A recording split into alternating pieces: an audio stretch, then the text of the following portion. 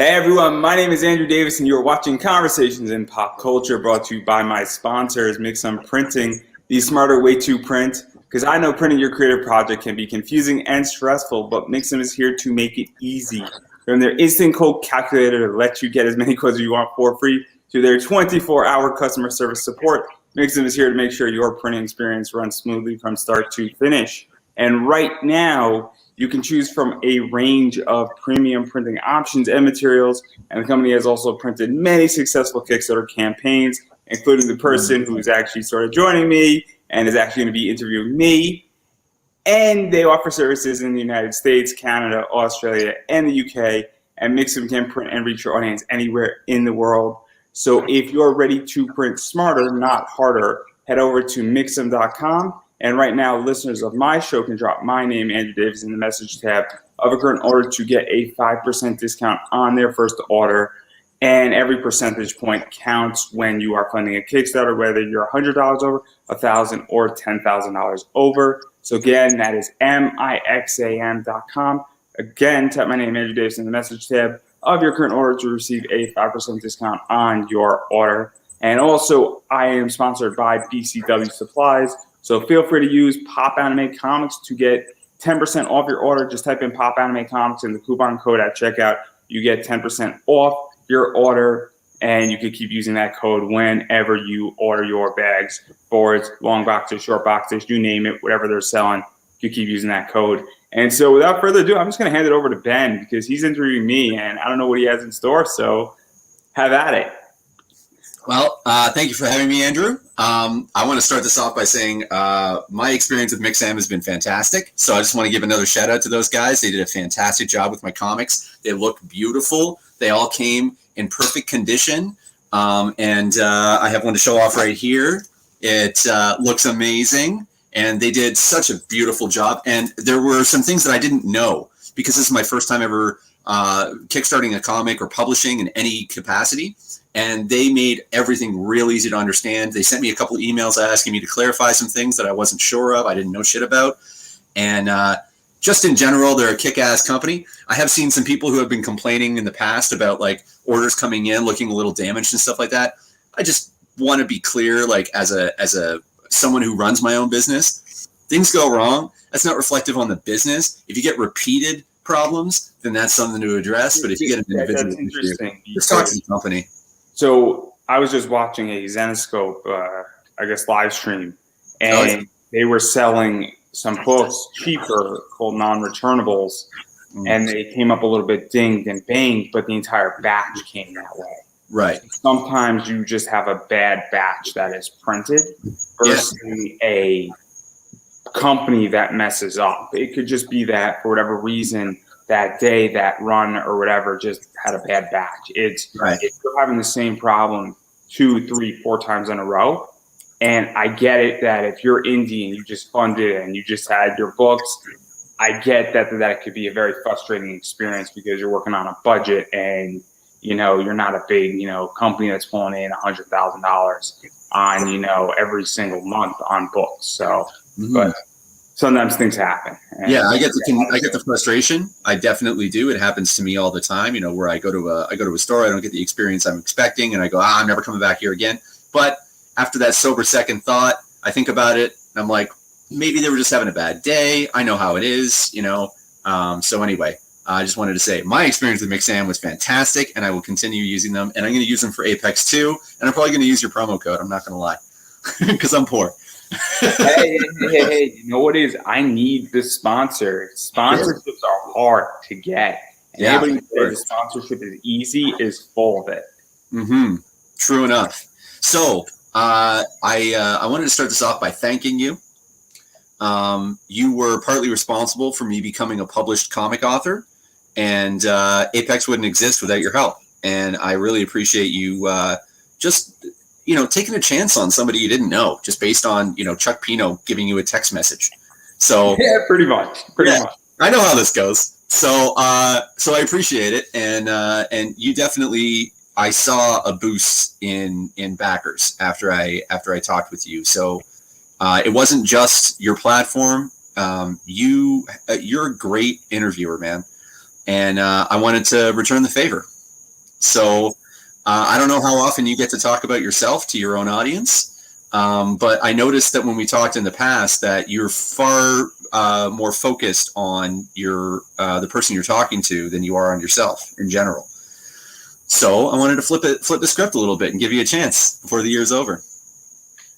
Yeah, no. It's super interesting because a lot of the time I'm actually not even speaking to my audience. And there's actually theory behind this. Sure. Where if you like my Facebook page or I'm posting in the group, I already have you in my audience. You're already in my market.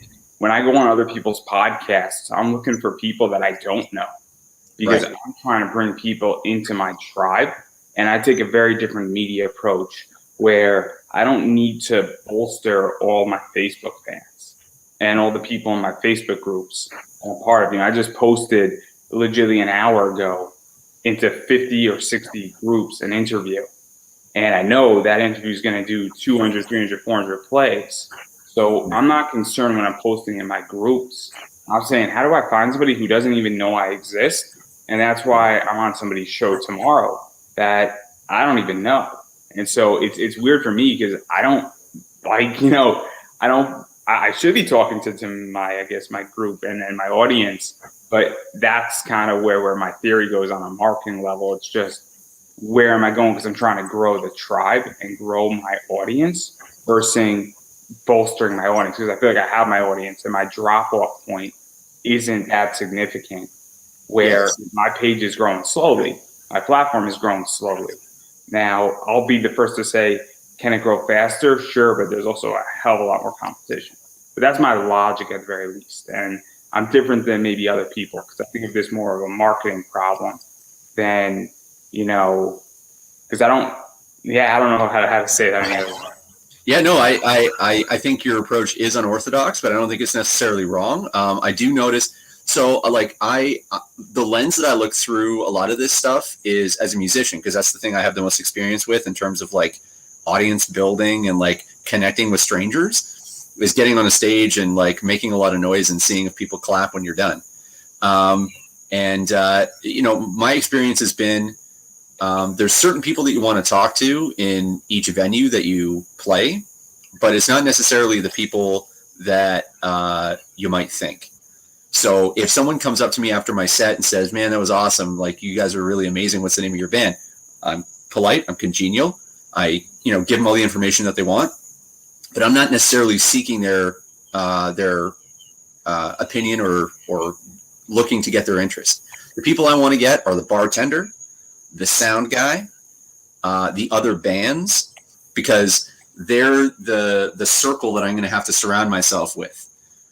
If you go to a show, like as an audience member, all the people there are there to see the bands. The only people that aren't there to see the bands are the people who work there. And the people who work there, they see that shit all day, every day. So they have an opinion. And like when I go up to a bar, there was one time in particular, I played the Bovine. I'll never forget this. The only time I ever played the Bovine, first time I ever played the Bovine. I've only played it twice. And it was with a band that we hadn't played a lot of shows. It felt a little rough, like when I was on stage. I got off stage, unloaded my gear, and went up to the bar, and the bartender handed me a beer. He's like, it's on the house. And I was like, I did it. Like that was all I needed, was a beer on the house. I knew that I had played well.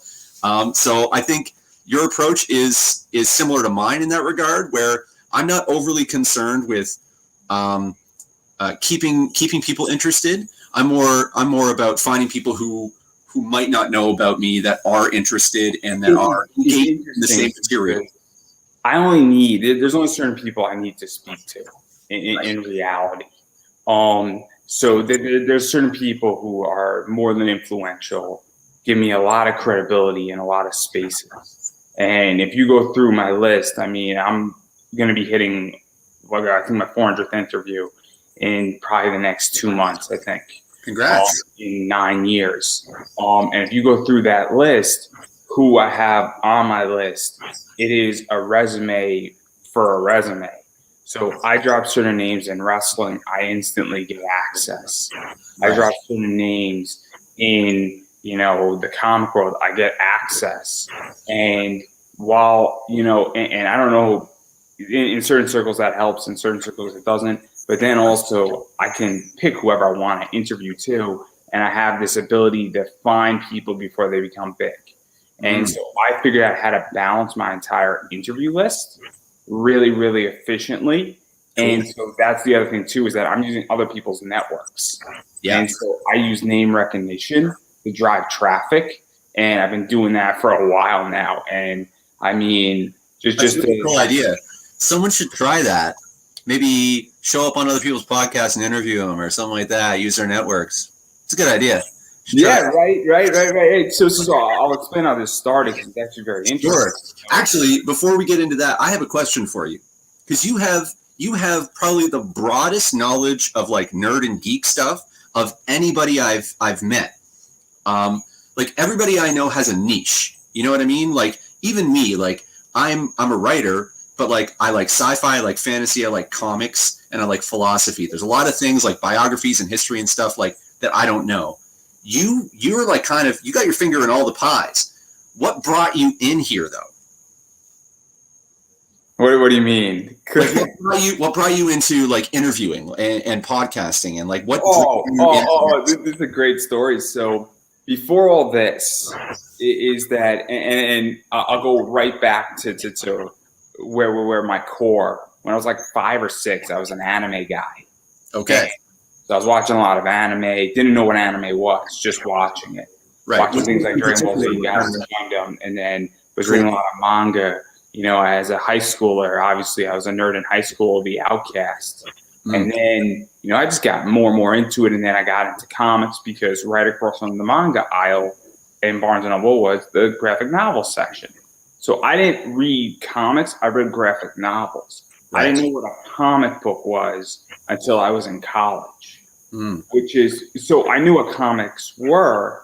I knew they existed in that format. I didn't know where to buy them or anything like that. I went to Midtown Comics every once in a while, picked up some stuff, but wasn't like a quote unquote collector until I got into college, started getting into a preview list. And then what happened is that I decided to start my own company, you know, but before that I started a YouTube channel. And then, well, I got demonetized and I wasn't doing interviews or anything like that. I was doing curation. And I went way too far where I was doing like 20, 30 videos on everything and commenting on everything. And then I got demonetized and said, fine, I'll just create a website and I'll monetize that. I knew nothing about it. Didn't know anything, didn't know how to do it. And she said, I'll figure it out. And then I started writing and I said, hey, let me do some Reddit interviews. And then I just reached out and said, here's like 15 questions, answer whatever you want. Got to do something. People responded well. And then I said, nobody reads anymore. And then I said, hey, I'll just do an audio recording of this. And then 4 episodes later, I did 4 of them. And I'm like, hey, you know, maybe I could do a podcast. And then just said, cool, I'll do voice actors and maybe I'll do some comic people. I started adding some wrestlers in there and then cosplayers. And then that was the first 7 years of 124 episodes, pretty much. Have another 45 that need to be edited, pushed out. And I haven't touched that entire project for a while now because COVID hit and I was so backed up. And I said, well, if I'm stuck in my house and all these wrestlers and all these comic people and all these cosplayers and voice actors have nowhere to go, I'll try live. And that's kind of what happened. And so I was just into this stuff. And then I got beat up from curation and doing commenting and making response videos that I said, I don't want to go back to that. And I want to do interview work. And I happen to know a lot about these topics. Right. So in terms of like the cosplay and wrestling side of things, was that something that was also like deep in your youth? So cosplaying was nothing in my youth. I'm not a cosplayer. It just sort of came into it because I'm like, hey, why not? But I've seen cosplays. And then with wrestling, I came into wrestling when I was in high school. And then obviously I'm like, hey, let me just see who will say yes. And one thing led to another. And then I watched somewhat wrestling. And I've been taking a little bit of a break, but I watched about Sorry. What? I was just saying hi to Josh. He just said hey to everybody. Oh, I didn't even see that. I'm not even paying attention. Wow. Again, I don't pay attention to the comments. Yeah, totally. It's all good. I'm really, really bad at paying attention to comments. But yeah, no, I mean, I watch wrestling, watch 1 or 2 shows a week, and I like it. And yeah, I figured why not? Because if I could speak, to wrestlers, that's kind of why not. And I purposely have built my show because my pre-recorded stuff is the exact same show as the live stuff as far as who I'm interviewing. It's just that there's a little bit of a difference where when I go back to Pop Anime Comics Lounge, it's the idea that that's going to be more mainstream, and I'm going to keep, conversations and pop culture a little bit more indie. And I'm just dividing that. And I'm also going to be dividing with cosplayers where over 100,000 typically followers I want to do on Pop Anime Comics Lounge.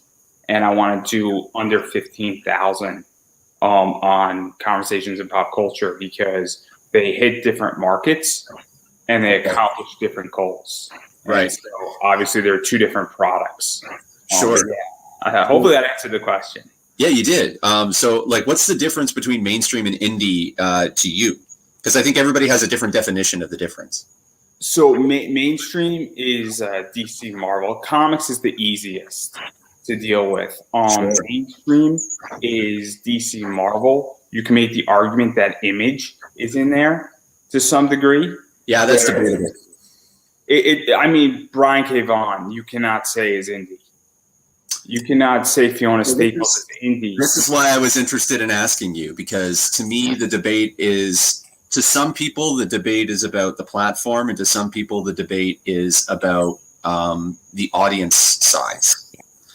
So to me, someone like Alan Moore is indie, although he's internationally known and he's got this huge following. I consider him to be an indie guy, and he's done stuff for DC, right? He did Swamp Thing. Watchmen is under Vertigo. So he's got his toe in the mainstream realm, but I consider him an indie writer because you would never see his work on screen unless it was done by someone like Zack Snyder in his early years before he went mainstream. I think of mainstream as the way the story is told or the sort of subject matter that you're dealing with. So the way I view it is that I don't consider Watchmen to be an indie comic.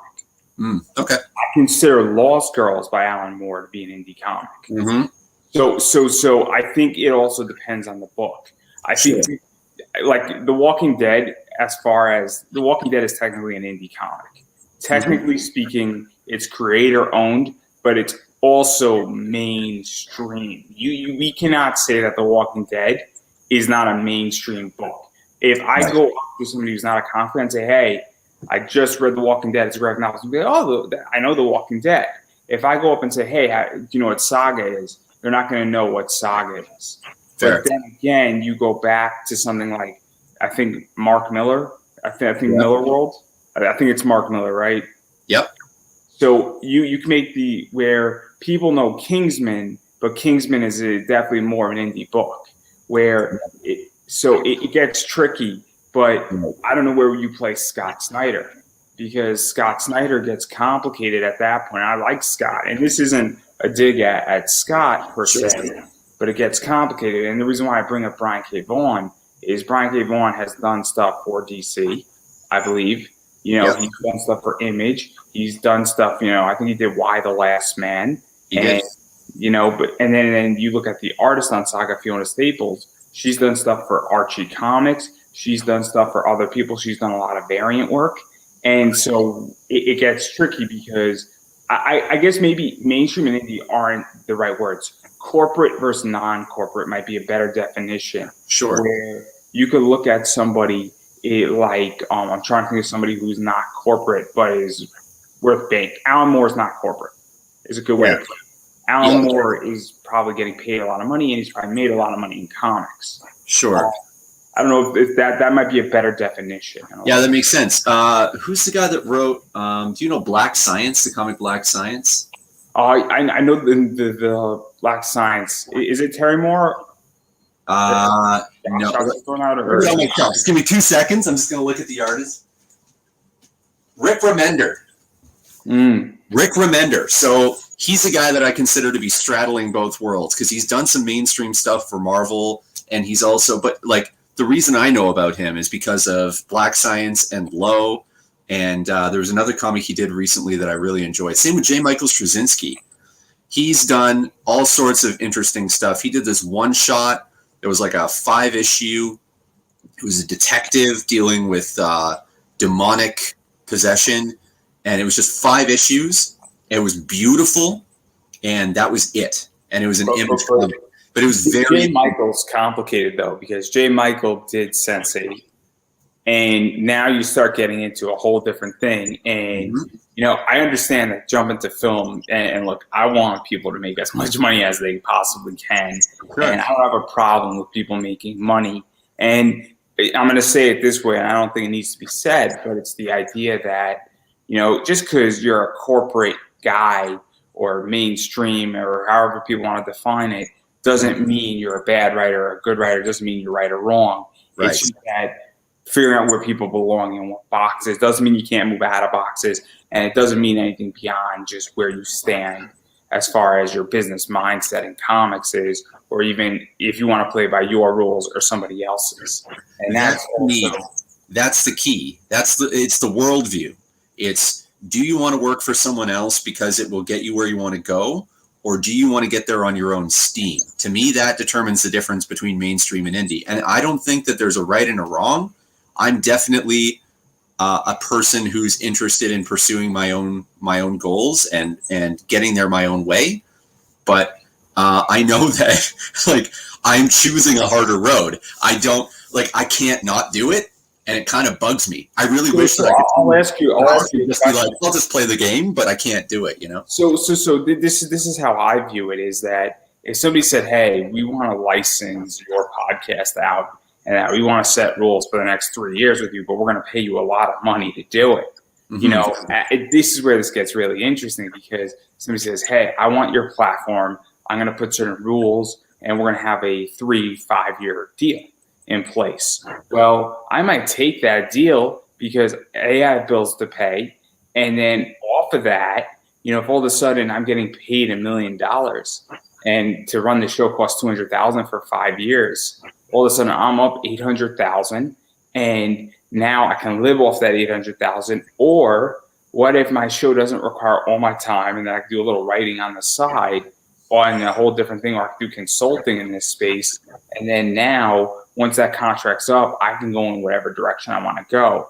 And this is something that I think people don't understand in comics is that, and we can make this argument, and I hate to put Scott on blast per se, but I'm using him as a good example. Maybe when he first started writing in comics, he couldn't go out there and take that risk because he had to go and he had a family. And so he needed a paycheck, and maybe he did, you know, worked and got a paycheck and did this for 8 years, built out his name, and then had some money, and then now he's doing his indie stuff now because it's not as much of a risk. Yep. And that's something that I think, because I see this all the time on Facebook, and it drives me crazy. People are like, "Oh, you know, why would somebody create a character for DC and not get paid?" And I'm like, well, the answer is really easy. They have bills to pay. Maybe they got a kid in college. Maybe their kid's 10, and in 8 years, they want to send their kid to college because they didn't have the easiest path to go to college, and they don't want their kid to go through what they went through, and they want a better life. And they say, "Look, I want to make this work." It's really simple math. Like, I mean, you know, the person who asks, like, why would you create a character and give it to DC Comics and not get paid for it is like the same person that shows up to manage the McDonald's every day. It's like they're doing it for the same reason you're doing what you're doing, which is there's bigger things in the world than your ego, ultimately, right? And like, this is a conversation that Chuck Pino and I have had, because I think there's a barrier between writers and artists when it comes to the comic world that is sort of unspoken. We don't really talk about it. But if a writer wants to get in with one of the big guys, our opportunities are very limited because to get a script to the level that someone who can actually greenlight is reading it is really difficult. There's all these barriers to entry.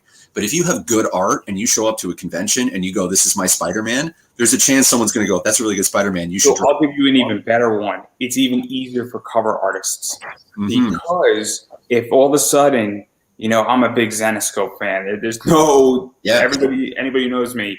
Obviously I love Zenescope art. I love Bad Girl art, and all of a sudden, if Ebass draws a sexy girl on a cover, that's Eric Basaluda, that thing looks awesome. And then, a company says, Dynamite goes, man, we want that. Because we know it's going to sell. And it doesn't matter what's in the story. We just know it's going to sell. And it's even easier for them because they don't have to open up the book. And with a cover artist, it's just a cover. Yep. It's not interiors. There's not a lot of back and forth. There's not a huge page rate. And I mean, a cover with certain people can be very expensive. It could be more expensive what's actually in the book. But in a bunch of cases, a cover is cheaper than interiors, especially when you're working with like DC, Marvel, Dynamite. It's cheaper. I know how much covers are. I don't know how, and I don't want to put anybody's cover prices that are not public. No.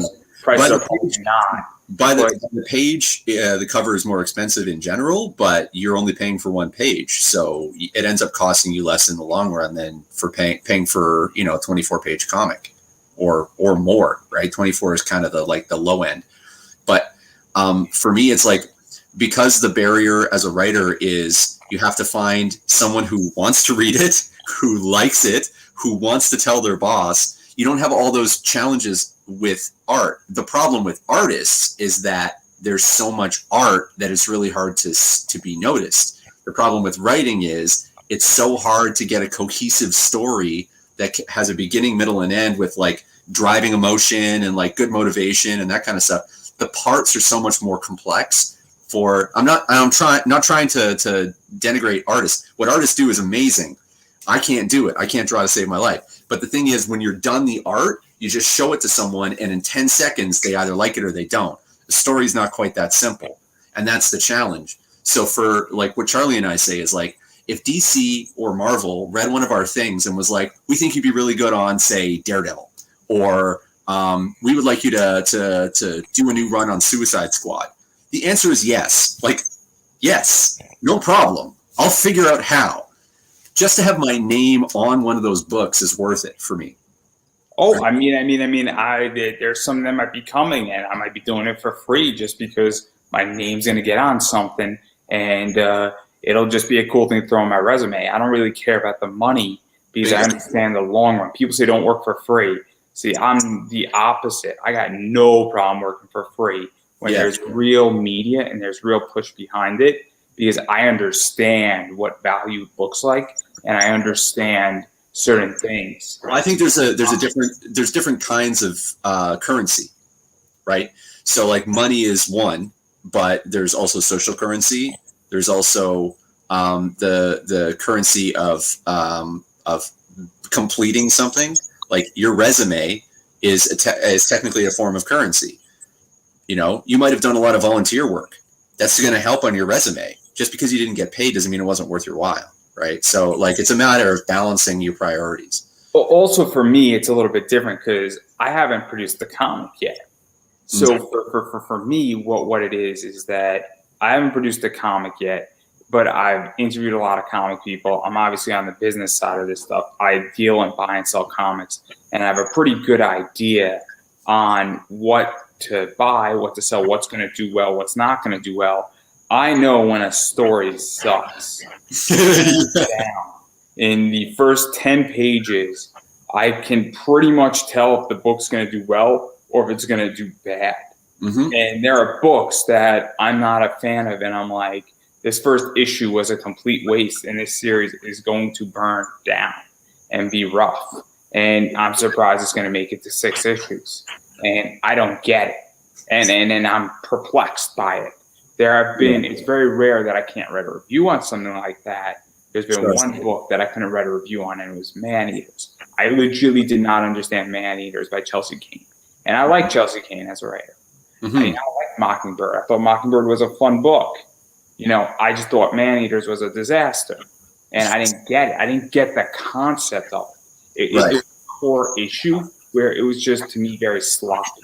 But there's certain books that I just picked up off Kickstarter. I'm like, this first issue was rough, and I don't know how this thing got approved at all. I don't know how this person put it out, and I'm like, oof. So for me, though, and my point that I'm getting at is that if I work on this book and I'm a co-writer, for me, all of a sudden now I have even more credibility because now I worked on a book.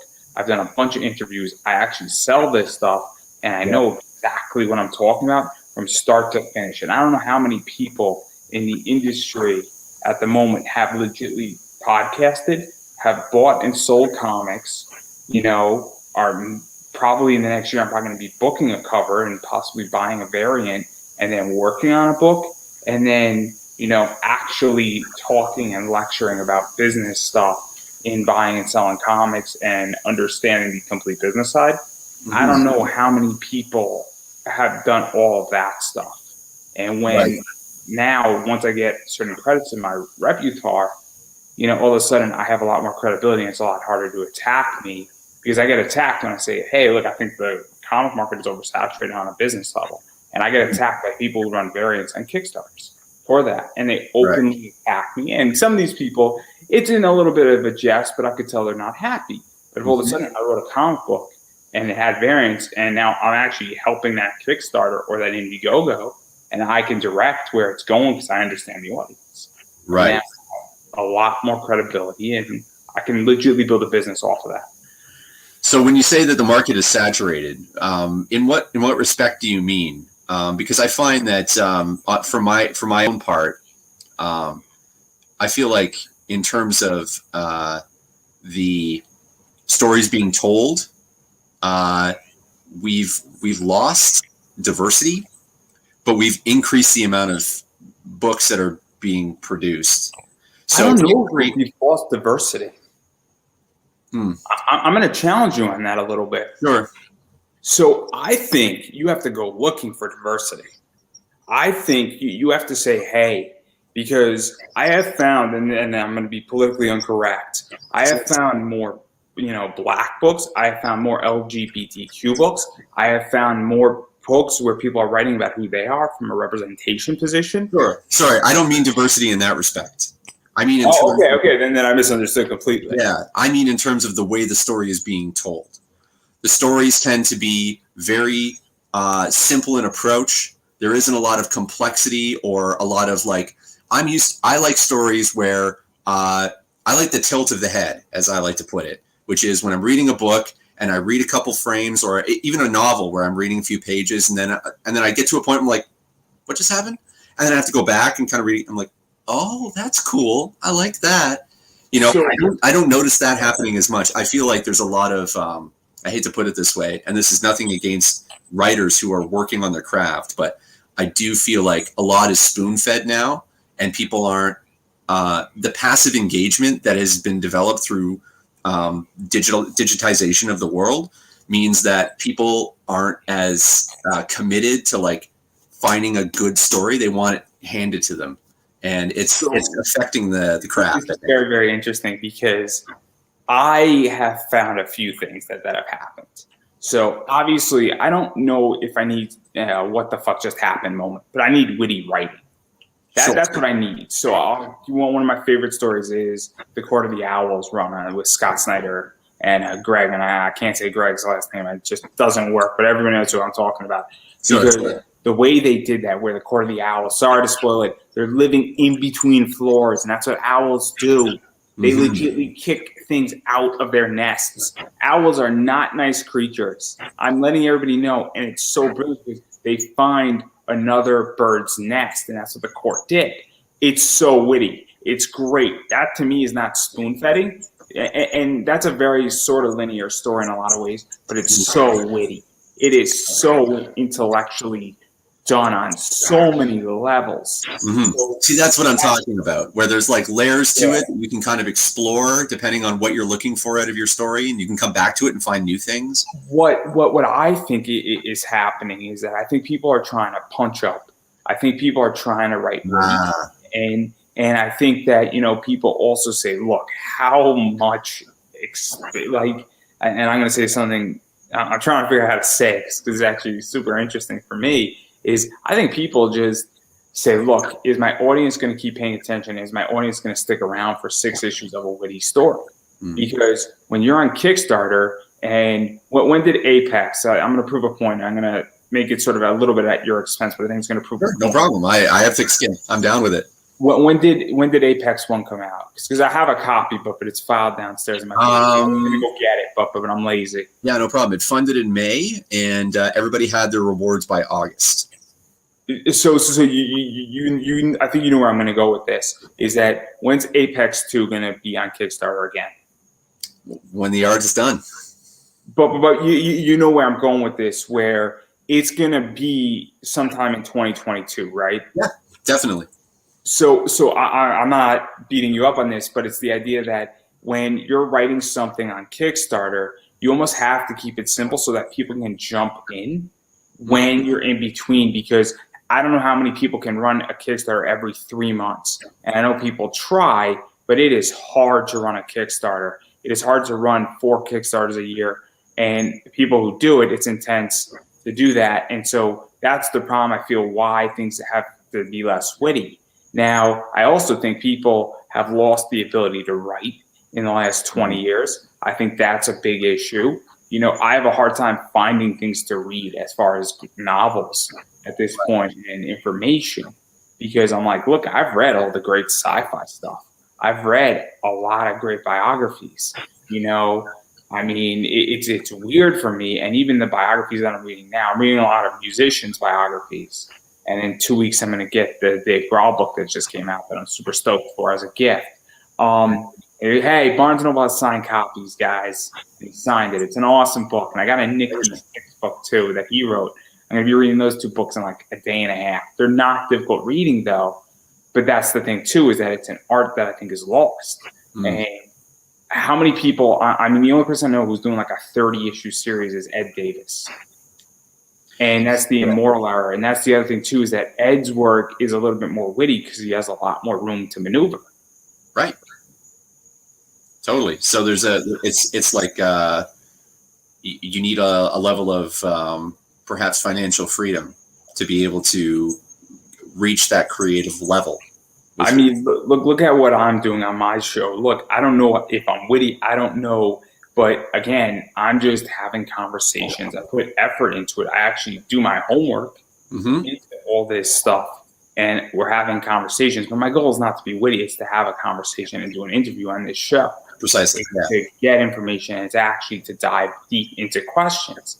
And I throw softball things, but I also don't let other things go. And I'm not here to beat up my guests. I don't think a guest has ever felt attacked on my show. No. Not yet, at least. But it's the idea that I'm not trying to be witty. If I'm writing something, I'm not trying to be witty. I'm working on a concept for a comedy comic. I want it to be like 3rd grade potty humor, and it's not supposed to be witty. It's supposed to be like, man, that's really funny. And you're not supposed to laugh, but you're like, man, that's kind of funny. And the entire book is meant to just make you laugh, and it's supposed to be so stupid that you don't know anything. The only reaction is laughter. Right. But it's not witty. But that's okay, too. But I just think people just don't do that, and I don't think people know how to do it. And I think people are sort of scared to do it because we're in an environment where I like to use words. I got attacked the other day on somebody's show for using the word retard. And I was speaking freely. Now, I understand that some people might get upset when I drop that, but the whole point is that I'm speaking freely. I feel comfortable enough to speak freely. I don't think that word is the word to die on the hill for. And I'm like, I understand maybe it's your show. You're like, we don't use that word here. And I'm like, you do know I can use 15 other words that are worse. And you're going to die on this hill with somebody who's sort of a free speech advocate. And now I'm not going back on that show. And I don't want to because I want the ability to feel comfortable enough to speak freely and engage in ideas. And by them saying I can't use that word, what they're telling me is I can't express controversial ideas. And I think that's where witty component gets complicated. You gave me a good barometer for my future podcast. I'm just gonna, like, as soon as we go live, I'm just gonna yell the word retard and see what happens. But I think because I've actually thought about this this entire time, and I'm very confused because my theory in life is obviously I write for my website and I read a lot of interviews, and the whole thing is that I don't think if my words upset you, like especially like the R word, there's other words, I'm not going to say. Sure. I think that there are hateful words. I mean, I'm not going to say them, obviously, but it's I think everybody has an idea in their head, but I think that's where it comes from because I like to push lines. I like to push concepts. I like to go into territory that people don't want to go into, And that's what I think is also the issue where in comics right now where people don't want to do things. I mean, how many people can do what Joe Rogan's doing right now? Joe Rogan can do whatever he wants to do. True. I think Joe Rogan is kind of an edge case just because he was an early adopter to a technology. So he had a captive audience basically in terms of like the podcast audience. There wasn't a lot of competition when he first jumped in. That is true. And I throw another name in there, Howard Stern. I mean, Howard Stern went through all the blood, and Howard Stern paid a lot of money, and Howard Stern was instrumental in free. And he fought. Ultimately, the thing that made him who he is that he fought back, because he could have easily just said, "Yeah, I won't say that anymore," and just like tamed his showdown, but he refused, and that's what changed the way that we think about like media and what you can and can't say. And even to go further, and not to cut you off, but it's the idea that you look at like Peter Rosenberg, and I am not Sam Roberts. I mean, and other radio hosts who are on mainstream, the Steve Harvey show that's on every morning. All that stuff has become a lot more edgier because of all these people. But I think that indie comics, I think a lot of people are scared because it is a very, very dangerous thing to do. And I think some of it's founded. I think some of it's not founded because you're placating to your audience. And I think a lot of people who ship out Kickstarters, and I could be completely wrong because I haven't run one, and you can correct me if I'm wrong on this.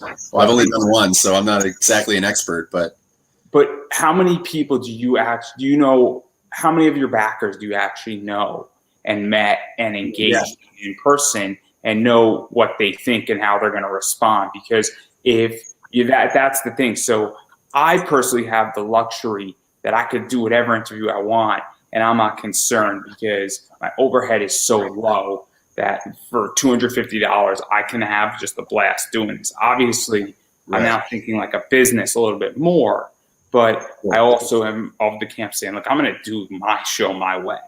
But when you're on Kickstarter, it's a little bit different because you have an audience to be concerned, and if you offend your audience, well, you're shit out of water, So there's two questions that arise from that.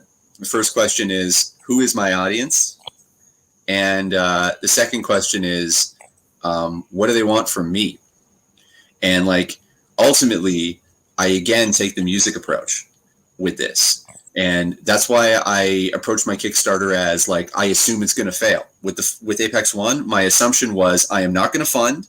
I'm going to do everything that everybody else does, and I'm going to fail, and I'm going to learn some valuable lessons. And then when I learn those lessons, I'm going to be able to come back into Apex One the second time and really knock it out of the park because I'll have done all the legwork.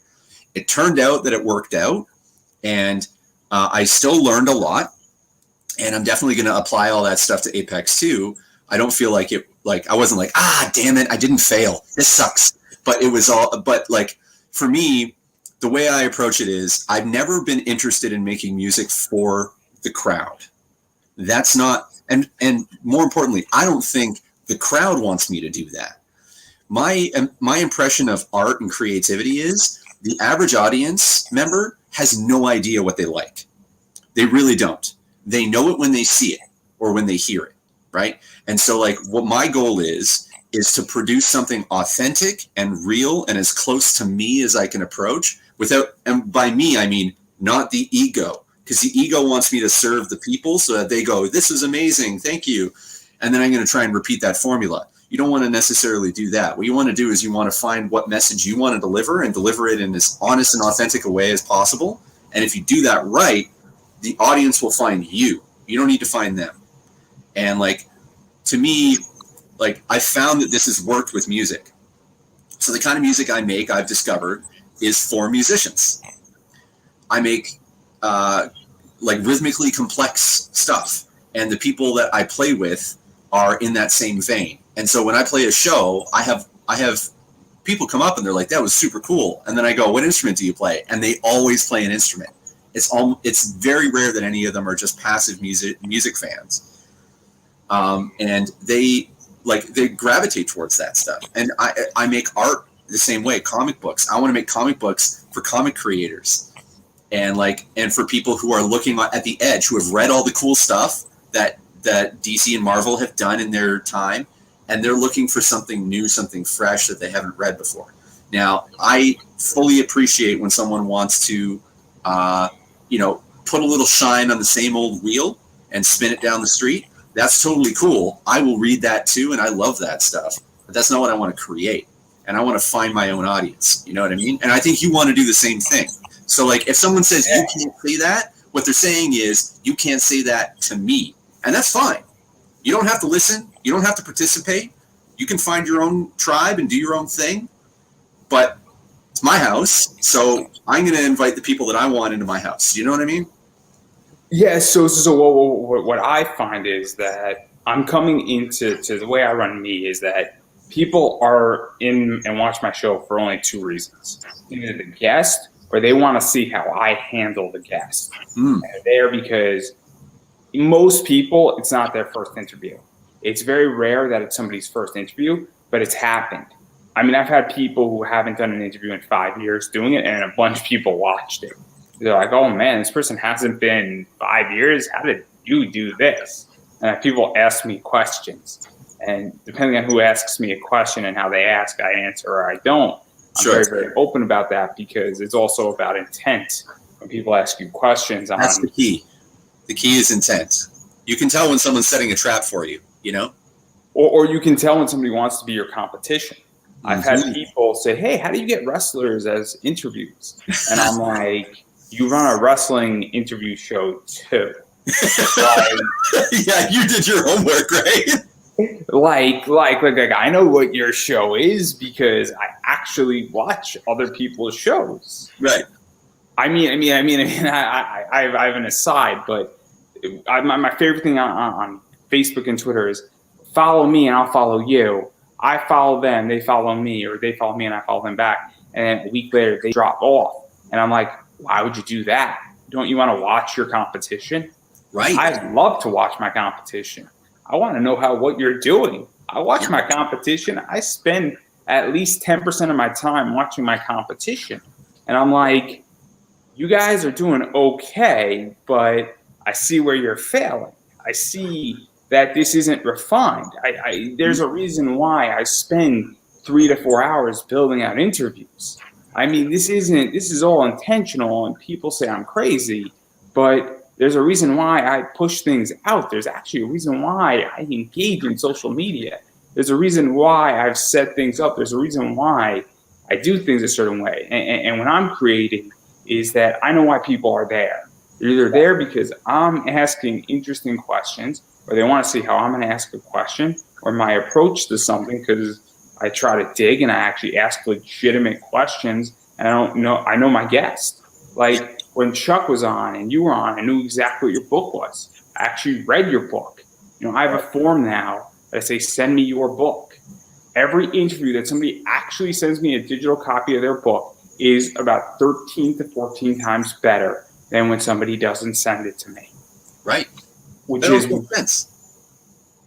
just basic, and I don't get why you wouldn't send me a copy of your book digitally, because it's not costing you any money, or at least send me 12 pages so I can work off of something. Yeah. Because I'm going to actually read it. And and this is my thing to every creator out there. If you're concerned that I'm not going to back your project, I'm going to break something down very, very honest. I would say 95% of the people I interview, I do not back their works. Not because I don't like it, but because I legitimately back 1 or 2 projects a month at best. And sometimes I don't back anything because I don't like anything on that. But that doesn't mean I'm not going to share out your work. That doesn't mean I'm not going to push out your interview. I mean, and look, I'm not perfect, you know. Obviously, a lot of stuff happens in my life, and sometimes I don't push things out as hard as I need to. But, you know, I push out all my interviews the same way. And then I push them out 6 months later. I push them out 9 months later, 10 months later. I push interviews out legitimately from 7 years ago that are just cycling over and over and over again. So that's something that people need to understand, that it's not one and done. There's a lot of push that goes behind it. And I'm in this space for at least another 10 years. Right.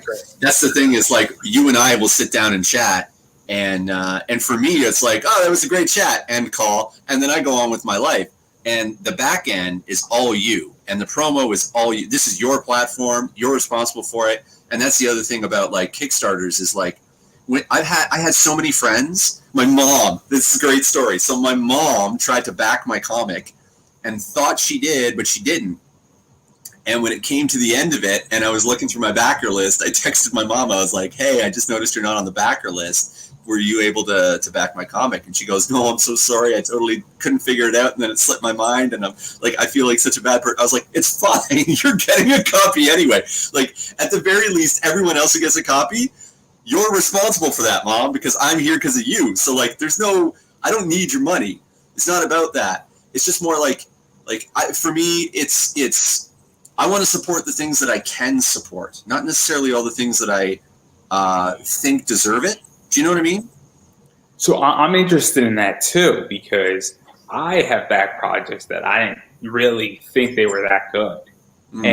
But I like the person. I'm like, hey, look, because the statement is, and this was, I think, one of the stupidest statements that came out on Facebook, and is that, you know, people always say support indie should support indie. And I saw that all throughout 2020 and a good part of 2021. And then I saw by a bunch of people, and I was a little puzzled by this because I thought it was a bad business decision collectively. You know, you could think what you want, but I think, and they said, oh, I only support what I like. And that's fine to say privately.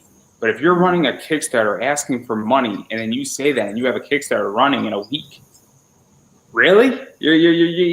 I'm not saying that it's not like you're conflicting yourself, but you're also not, I didn't think that was the greatest thing to do. No, especially because like the Kickstarter community in particular, we support each other. So like if you say I only back the things I like, every single creator that's on your feed is gonna go like quickly just like this is what comics. So this is what confused me, is that everyone's like, this is popular. I'm like, really? This makes me not want to back a lot of people's projects now. And I'm not saying I'm a super backer. I think I backed like 32 or 33 projects. But at this stage, and right now, I'm being very selective because just money's tight. December doesn't help. Sure. You know, November, December are not good months for me because obviously the holidays are expensive. But it's the idea that I'm saying to myself, like, this just, I felt was not the right statements that should have been made, because I take a different approach where I'm like, look, sometimes you got to support a creator and their stuff sucks.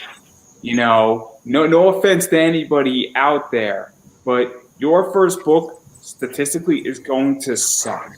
Listen, man, there's a reason why you have to mine for gold, right? There's a reason why the mountains aren't made of gold. It's like the rare shit is the stuff you want. The valuable stuff is the stuff that's hard to find. So like most books are shit. Most art is shit. Most music is basically just noise, you know? So it's the idea. Night, Josh, by the way. But I thought he interviewed you first, so that's a different discussion. You guys all helped. No. I thought you interviewed him before me. So I did last week or 2 weeks ago. Oh, you did. Yeah, 2 weeks ago. Yeah, I did. I did Josh. I've done James Sims and Katrina Rowitz. I've done you, and I have Chuck in 2 weeks. Because he just said, Ben, can't wait for your show. You're going to be great. So yeah, I'm starting my own podcast in the new year. You're going on his show, is what he was referring to. I'm starting my own podcast in the new year.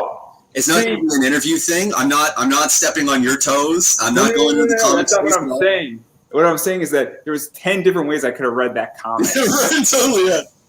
And I was reading it like saying to myself, I thought he interviewed you before me. And I'm like, wait, what's going on here? Are you going? Is he getting you on his show? Like I was so confused. Such an aside. And yeah. sorry, everybody. I wanted to clarify the point. It just came across my desk, and I'm like, oh, it's that's why. Because if you read that thing, I'll throw it up. Why I got confused, everybody. See, Ben, can't wait for your show. You're going to be great. See how that could be interpreted in like 3 different ways. Oh yeah, totally. Yeah. Interpret them in all the ways. It's fine. but I totally just got completely sidetracked. Oh, we were talking about how most artists ship. Yeah. Because this is how I feel, is that sometimes I say to myself, look, somebody just needs a leg up. They need to have a book, get in the door, understand something, and then maybe this idea is just a bad idea. There's nothing wrong with that. You know how many bad ideas I've had, just as a person, and tried, and it didn't work. Yeah. And then I've had a bunch of good ideas too. I used to lecture at anime cons and do a lot of presentations. I did about 50 of them. And when I'm coming up with a concept, I just throw essentially darts at a wall, metaphorically. Sure. But it's this idea that I'm just throwing out ideas like, hey, what if this idea works? What if this idea works? What if this idea works? I'm working on, I have a panel talking. I'll give a great example. So I'm a big Osamu Tezuka fan, who's the godfather of anime. Mm-hmm. I build out the entire presentation, and then, I was just brainstorming a title, and I threw out 3 or 4 titles, and then the title, finally came, The Godfather of Anime, Osamu Tezuka. And that's catchy, because everybody knows The Godfather. And it just came 3, 4, 5, and when I said it, it instantly clicked. But that's just a simple idea that sometimes your first idea was Osamu Tezuka, the mastermind behind anime, or Osamu Tezuka, the Godfather of Anime versus the Godfather of Anime, Osamu Tezuka. It has a different ringtone to it that catches people's eyes at a con. Because you're like, another Godfather, and then I have a picture that opens up that thing with Tezuka with like the Godfather logo of like holding like the puppet thingies. Right. So the whole thing is that, but I go back at Kickstarter sometimes because I'm like, hey, look, this book is going to be okay, but these people need that boost, and they need to be funded to get to the next stage. And that's why that statement irks me, because, look, not every interview I've done is great. We go back to my other show, my first 50 were rough. No question about it. You look at my first live interview, that thing was rough too. I'm not going to pretend here that thing was pleasant. It took me a while to get comfortable in live. I mean, my positioning when I went into live was a lot easier because I was already doing interview stuff, but it took a long time even for that. Maybe it took like 15 episodes for me to feel comfortable on a live interview. Oh, so, dude, you're speaking my language. Like, my first show, my first live performance as a drummer ever was at the El Macombo here in Toronto, which is a legendary venue. The Rolling Stones used to play there.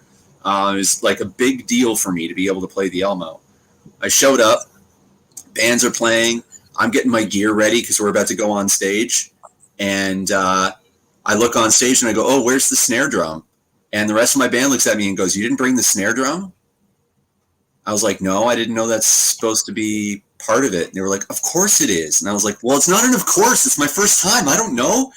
And they were like, well, if you don't have a snare, like, what are you going to do? And I was like, I don't know. What are we going to do? And the lead singer looked at me and was like, show must go on. I was like, you're right. So I got on stage and I played without probably the most important drum in the entire kit. And I figured it out. And I got off stage and I'm going outside to have a stress cigarette because I used to smoke at the time. And like, I'm on my way out the door, and this guy grabs my shoulder. He's like, "Hey man, I really dig your sound. Really tribal. Like, it's just all in the toms and stuff. That was super cool." And I was like, "Thanks, dude." And I kind of realized, like, you might perceive something as a complete fuck up, but other people will see it as amazing. But the opposite is also true.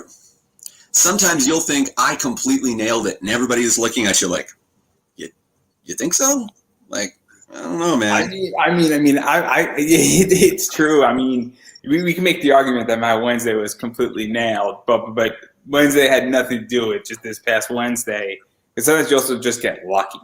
Yeah. Like, I'm in a really interesting place with an interview right now that I did on Wednesday. Cool. Who was it with? If you don't mind me asking, I don't want to ruin anything, but. What? I'm sorry, what are you saying? I don't want to ruin anything if you have secrets that you don't want to reveal. No. It's not a secret. So it's out. It's already out, and it was live. Oh, okay. Claudia Iannicello or Scelio? Yeah. So for those who don't know, she did a Cowboy Bebop cover, and Cowboy Bebop's in the news because season 1 just got canceled. Mm-hmm. So from a marketing standpoint, that I didn't know anything about Cowboy Bebop getting canceled. I was just like, hey, the comic just came out on Wednesday. That's why I set it up, because there's going to be media in it anyway. Sure. But now I'm in a really cool position because I just posted in about 70 groups, bummed out about Cowboy Bebop being canceled. Check out my interview that I just did with this person who does a cover for it, and I just got lucky. So that also happens too, where sometimes you just get lucky. But I also position things. My Ian Flynn interview was on the 30th anniversary of Sonic the Hedgehog. That was intentional. Wow. So there's rationale behind doing things. Right. And I understand how to do things, but sometimes you just get lucky because something happens and you're in the right place at the right time. And that interview has a lot of media built into it, which makes it a lot easier to push out. So let me ask you a question. This is the question that I ask all the musicians that I talk to, and all the artists that I talk to. How do you thread the needle between instinct and experience? Like, over time, you're going to develop formula that work for you based on what sells and what doesn't, or what works and what doesn't. But sometimes your gut will just be like, no, go right. You're supposed to go left, but go right this time. How do you know when to trust that? So every once in a while, I feel comfortable to take a leap of faith, but also sometimes I'm terrifying. I could tell a story that I think will get this really across the line, I guess. So Logan Black, he's like a punk rocker. You would love Logan. Logan's great, and he's like the nicest guy in the world too. But he came out, and I don't know exactly so how he came out, but obviously I think he came out as queer or pansexual, but he doesn't look like it by any stretch of the imagination. He's like the last person you would take a bet on. Nothing against Logan. If Logan's watching, I'm sorry. I think it's a fair assessment to put it that way. Sure. And Logan's a Facebook friend, but he doesn't go by Logan Black on Facebook, and so I'm gonna leave it at that. Sure. but I don't want to blow Logan's personal life up. Logan Black's his wrestling name. But he came out, and he just came out, and it was in the news, so I felt comfortable enough to ask that question because it wasn't revealing anything.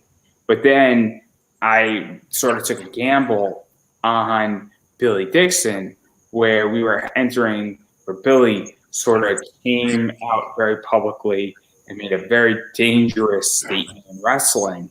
Not dangerous as an offensive, but could have gone wrong in 15 ways. Sure. A great promo could have gone wrong in 15 ways, and I said it openly. And I took a gamble, but I was like, hey, look, I don't think Billy's going to kill me because I'm also lifting up Billy. And so that's the thing, is that sometimes you say, look, I'm just going to see what happens. Mm-hmm. But that one was also pre-recorded, so if it went south, I could have edited it out. Right. And that's the other thing too, is that if you're in pre-recorded, there's a lot more things you can do. You could be a lot more racy. You could also say, hey, is it cool if we go?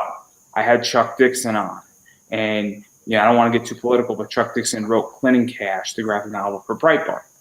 So what I did before, I asked the question, because it was pre-recorded, I said, is it okay we talk about this? Because some people don't want their politics known. They stay out of it. They're very private. Is it okay? He said, no, I would have dropped it. And then that would have been edited out. So if I'm unsure and I'll ask something ahead of time, I'll give it another example. So sometimes there's voice actors and they have more risque roles. I don't know how much of an anime fan you are by any chance. I know that that I would say that anime has the same underbelly that Hollywood has. Is that fair to say? So have you ever heard of a series called Queen's Blade? No. Queen's Blade pushes the line on a variety of things. Sure. Where it is a softcore porn. Okay. Anime that is sort of mainstream. I thoroughly enjoy Queen's Blade. Let's just say that I showed that to my girlfriend, not understanding what Queen's Blade was, and she was not happy with me for a little bit of time. So let's just put it that way. I was unaware of what Queen's Blade was. I thought it was a very pro-feminist anime, and I thoroughly enjoyed it. Right, yeah. I'm sure. And you also read Playboy for the articles, I'm sure. Oh, it was complete research. I did get a voice actor out of it, though, and we did speak about it. It was great.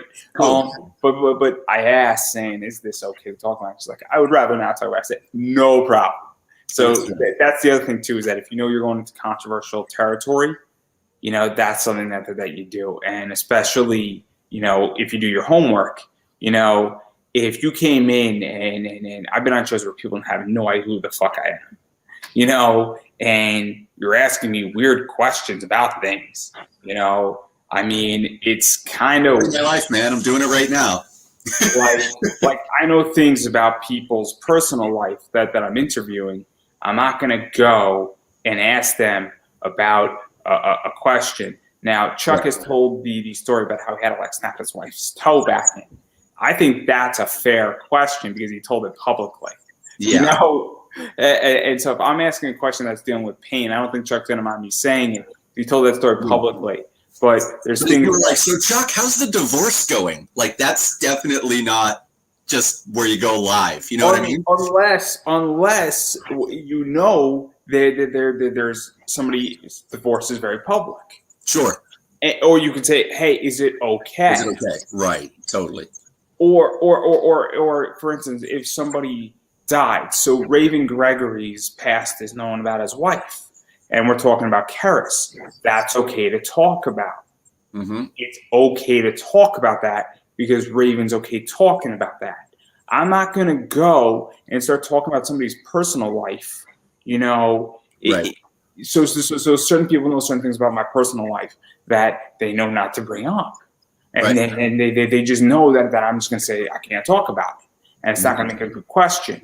And if you brought something up, I couldn't talk about it, I said, hey, I can't talk about it. And then we would move on. But that's where it goes also, is that you have to do your homework on it. And this is a problem I have in the interview world right now, where I do a lot of homework on who people are, what they do. And most shows I'm on, they don't know half of what I'm doing. I'm on a show tomorrow with somebody, and they needed an emergency guest, and I just stepped up. So I'm not expecting them to know everything. But I've been on shows with people who know nothing about me. They just know that I'm an interviewer, and I'm like, you can look at my LinkedIn, you can look at a bunch of my interviews, you can look at my website, you can look about that's my pictures. I mean, you can figure out who I am pretty quickly. And then you say, hey, that's the thing about you in particular, because you have all this material online. Like, if anybody wanted to find out what you're up to, they could just take a day and find out. Like, it wouldn't take much. If you go into my LinkedIn, you can find out even more interesting things. And that's what's kind of crazy, is that I just don't get it. I don't get how you not do homework. I know a lot of stuff about people that they don't even know about themselves, which is kind of crazy. Sure. Like, how do you know that? And I'm like, because I do my homework. And it irks me. It irks me extensively when I'm on people's shows and I'm like, you should know who I am. You should know who I am to a core. Because everything about me is so publicly accessible. And if you do an hour's worth of Google search on me, you'll find out way more than you want to know. I find that interesting because I would think like, so here's the thing for me. So when I'm dealing with other creators, other comic writers, or if I'm at a show and there's a bunch of bands there and stuff, if they're not prepared, I don't take it. I consider it to be like, oh, okay, now I know who I'm dealing with. I don't take it personally. I'm just more like, oh, okay, I'm at the next level. So, you know, like we're all at different levels, you know what I mean? So like they're at that stage, and some people never pass that stage. I find ego to be the biggest challenge. But do you consider it like a personal like problem when you go on someone else's podcast and they're not as prepared as you would like to be? Oh, absolutely. So here's why I consider it a problem. I'm taking time out of my day to do what is known as a media appearance. I'm not on somebody's show for the sake of having a good time. This is a business position because, and I also take it when they don't share it out. I take it personal because, I mean, I was just on Josh's show. I shared that's being shared out all the way till June every 2 weeks. Like at random times, because I can schedule my social media that far out on Twitter. Right. And so I am a very active individual who actually shares out and understands content.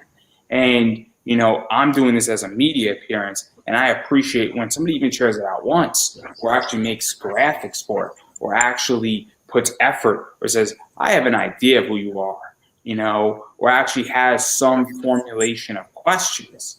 Now, because I'm doing media, that's what it is. I'm spending an hour, 2 hours, 3 hours with people, and I don't mind doing it. And I understand everybody's at different levels. I've been on people who needed somebody like me to come on their show and needed somebody like me to push it, and it was like their first interview. I've been at a bunch of people's first interviews, and I'm not treating them the same way.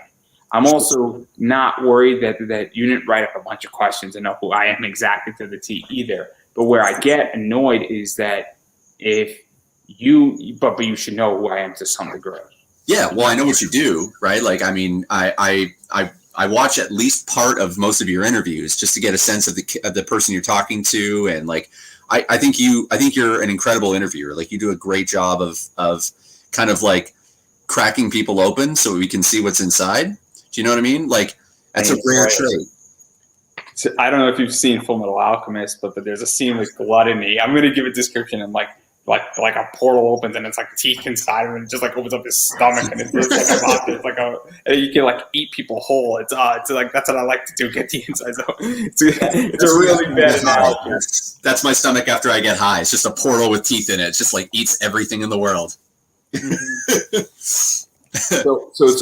But I guess you notice I'm not expecting somebody to go crack me open, but I'm expecting somebody to have. So if I go on somebody's show to talk about comic book investing, you got to know terminology. You got to know. Yeah, okay. I get what you're saying. What I do, what I buy, what I don't buy. I mean, you don't actually have to know what I buy, what I don't buy, but you have to say, okay, what is your plan? What are you doing? How do you find deals? And you can't just be asking me those 4 questions. You got to say, okay, in my local comic shop, I go to my local comic shop, and it's New Wednesday. What time should I get there? And then you start really going into the questions, or how do you find value, or do you view it as store of value, or do you view it this way? And there's a million intellectual questions. And I've been on investing shows, and they don't know how to ask any of this. I've been on shows where they don't know what a dividend aristocrat is. And look, I'm not saying I know everything about investing, and I'm not a certified financial advisor or anything of that nature. But, you know, if you don't know basic terminology, and you don't know the strategy, and then I explain my strategy to people, and I got no problem telling people what I'm doing with my comic stuff. It's because it's simple and it's not proprietary.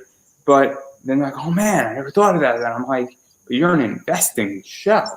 Like I'm not getting it. Like something's not adding up where you didn't even do homework and saying, hey, let me ask a bunch of questions about this. But then again, I've been just on shows talking about video games because, again, the way I view things is that I'll talk about a ridiculous video game based on an anime or a comic book, because that's also just a media appearance, and now I'm in a different market. So, but it's media for me. This is a media play. So when I'm on shows, it's media. When I'm on my show, it's media. This Right. is a business for me. Every interview that I do, whether I'm being interviewed or somebody's interviewing me, is worth money to me. I see. So on that note, so you do the like you're part of the comic market in a way that I as a creator am not. Like in a few ways.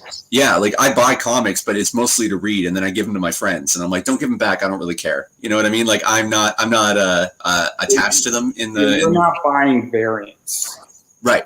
So I'm curious, what are the like in terms of the parameters that you look for out of a marketable comic, something that you can buy that you know is going to retain value? Where does the cover sit? Where does the story sit? Where do the artists, like the names attached to it? Like, what's the order of like priority for you?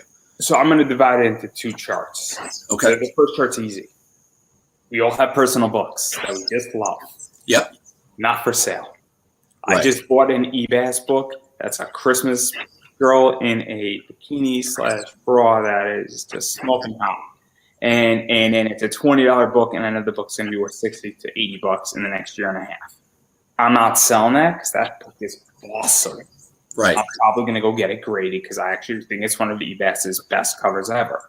And it's winter, and it's just it's like girls skiing in bikini. Is how I describe that cover. And she has a candy cane in her mouth. It's pricelessly well done, eBass. I might take a break. Do you want to just like take a break? We can come back later. Yeah. No.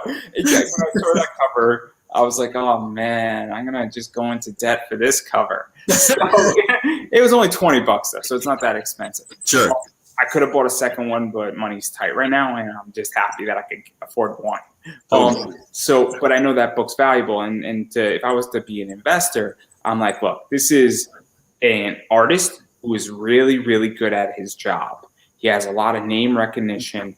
It's a desirable cover. It is sexy. It is fun. It is holiday themed, but everybody loves a girl skiing in pretty much a bikini for the most part. Women and men like that in a lot of ways.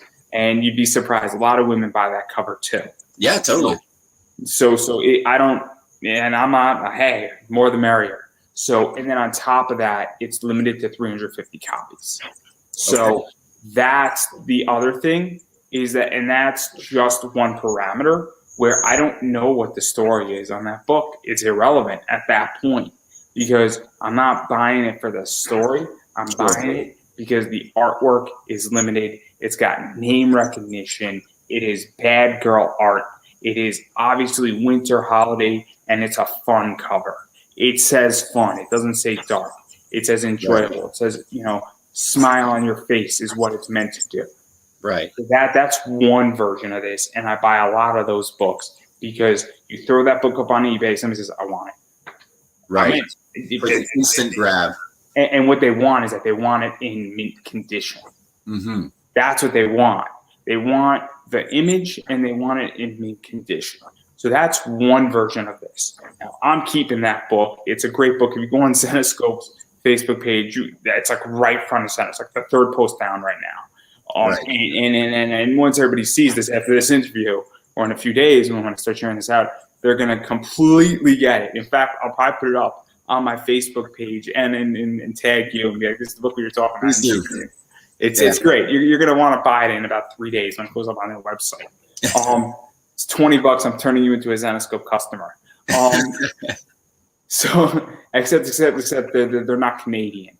Zenescope's a Pennsylvania company. So I'm sorry about that. Hey, thank you, man. I don't care.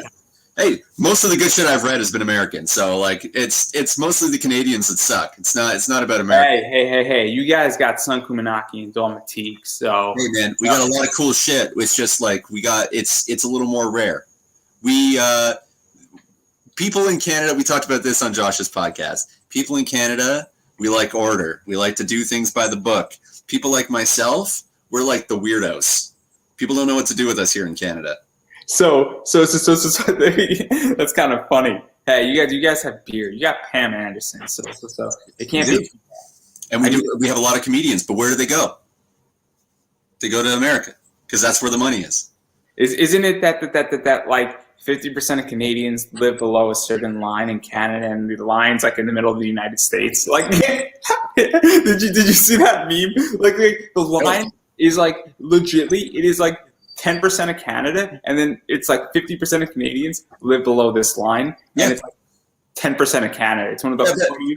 It ain't because of America, okay? So slow down, slow your roll, buddy. It's because no. Of course, it's because of America. North of there. No one wants to fight a polar bear for a place to live. That's why. Fine. We're not going to get into that. I'll let you be delusional. It's all right. Okay, sure. So getting back to the comic side of things. Yeah, of course. So obviously that's one thing where it's name recognition. Another good example is Paul Green. Same thing applies, where it's the artist, the exclusivity, and the subject matter and the style of it.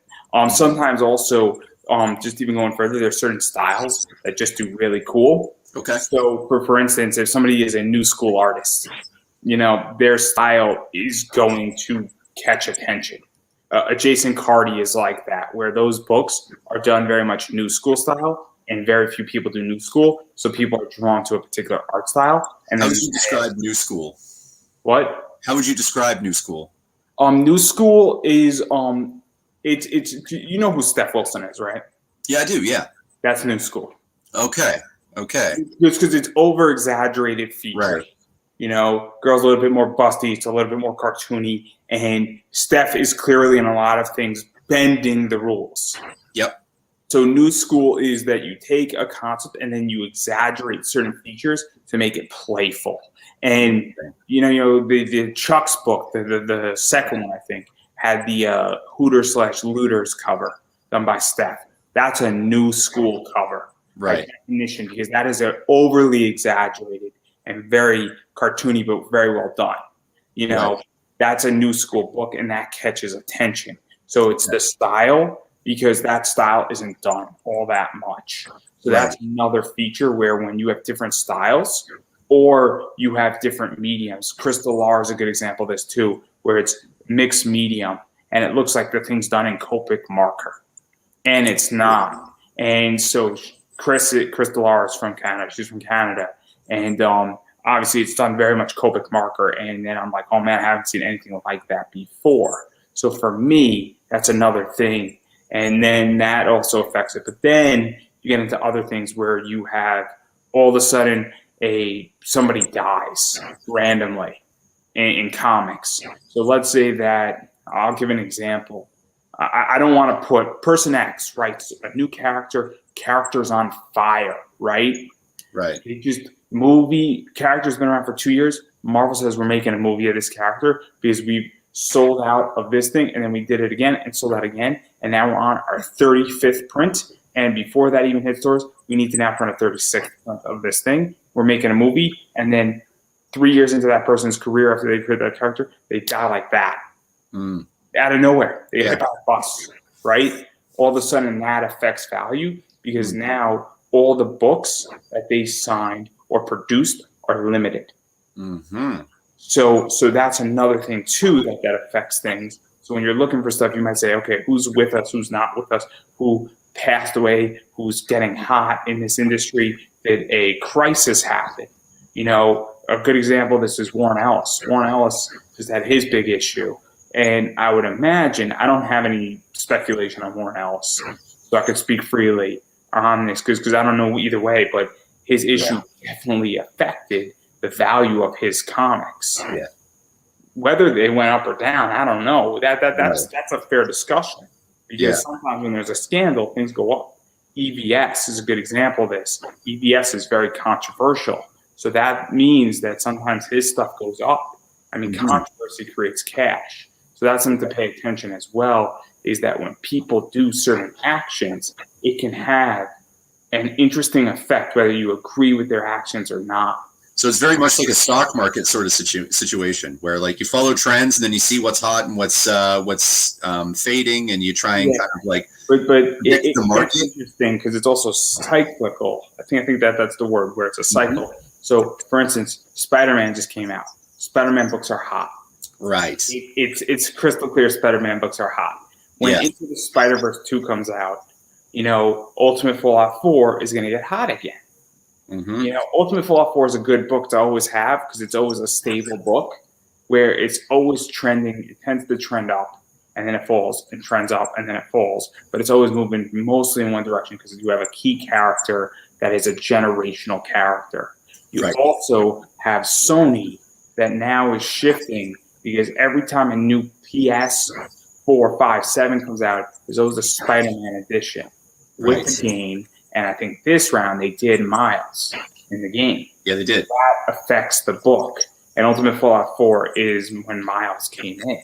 Mm-hmm. So that's another factor where you have companies that definitely prop up things. I'll give a great example of this. So I collect Pop Funkos. And when the Venom movie, There Will Be Carnage, came out, I sold my Carnage Pop Funko for $15 more for New York Comic Con than when the trailer dropped the next day, or right after the trailer dropped, because there was a premium for it. And then, that affected the value, and then it fell back down to 50.